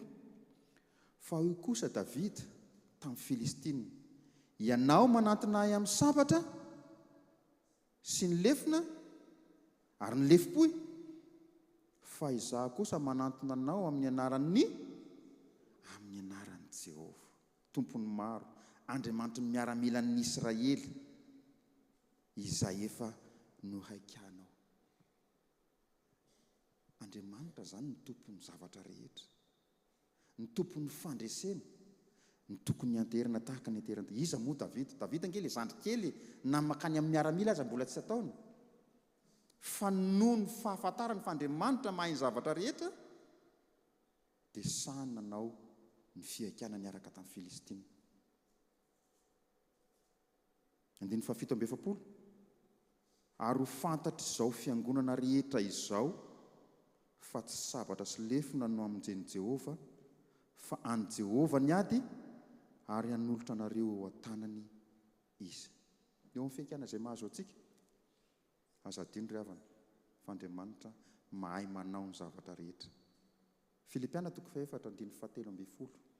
Mahay ny zavatra rehetra ao amin'ilay mampahiry ahy. Aoka Andriamanitra irery ihany no ifikirantsika. Niresaka tsika teo mahakasika ny fatokisantena, ny fatokisantena na ny confiance en soi. Tena izy dia ny fatokisantena miaraka amin'Andriamanitra tahaka nataon'ny Davida.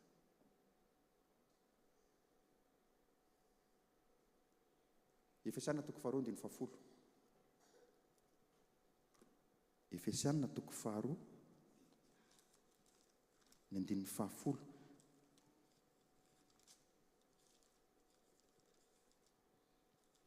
Izay milaza toy izao. Fa asany isika voaforona tao amin'ny Kristy Jesosy mba hanao asa tsara izay namboarin'Andriamanitra rahateo mba handehanantsika eo aminy. Iza nanao atsika?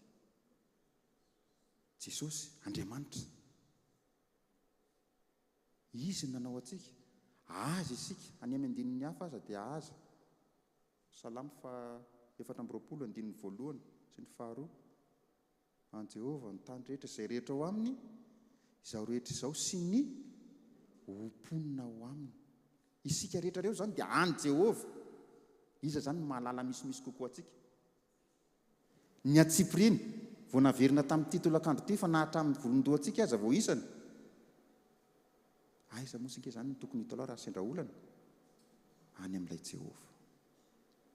Fa izy mahalala ny mahasoa atsika, ary izy no afaka hampandresy atsika manoloana ny fiaikana betsaka izay mahazo atsika.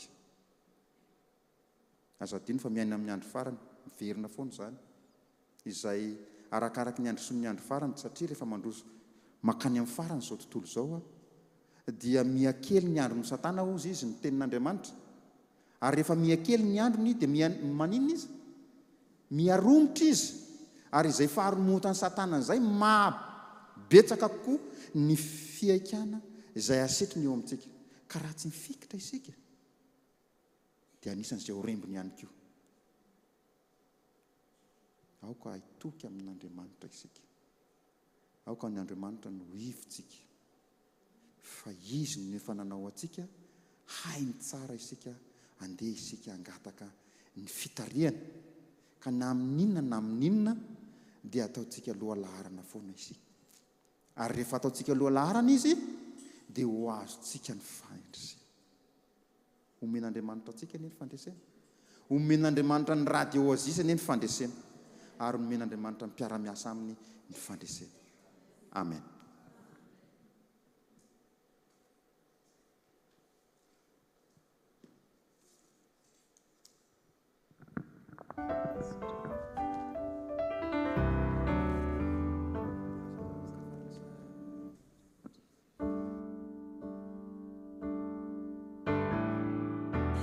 Isaorantsika Andriamanitra ny amin'ny fantanteran'izay fotoana rehetra nataontsika nandritra ny tontolo andro sabata. Ankasitrahana manokana ianao mpanaraka sy mpiaino ny radio Oasis izay niaraka taminay tsy tapaka nandritra ny tontolo andro. Ankasitrahana ihany koa isika rehetra izay nanatrika teto.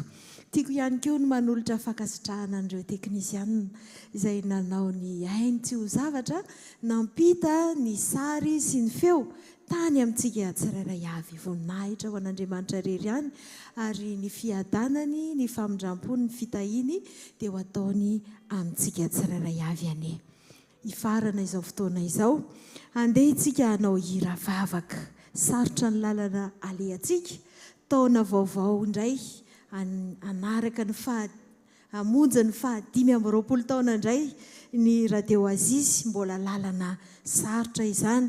Ny herinandro izay hodiavintsika koa mety mbola misy zavatsarotra andeha hanao hira vavaka isika ny hira fa 420 ao amin'ny firana Adventista tantaninao dianay ka ny andininy voalohany no ataontsika ao aorian'izay dia ankaviana indrindra ny ray aman-dreny lehibe ny departementan'ny fifandraisana eto anivon'ny Fédération de Madagascar avoany mba hanao tsodrano.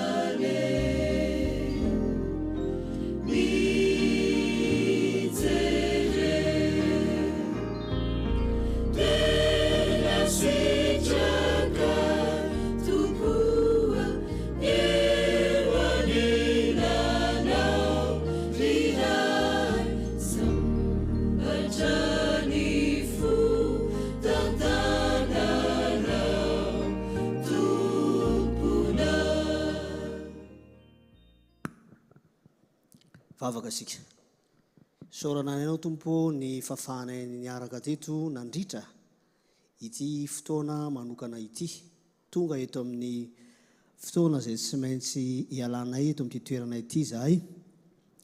Mba sitrakay tompo raha ho tanterahanao aminay izao tsodrano izao.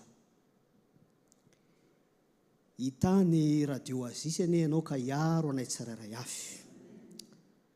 Hampamirapiratra ny tavanao amin'ny radio Oasis ane ianao ka amindra fo aminay tsirairay avy.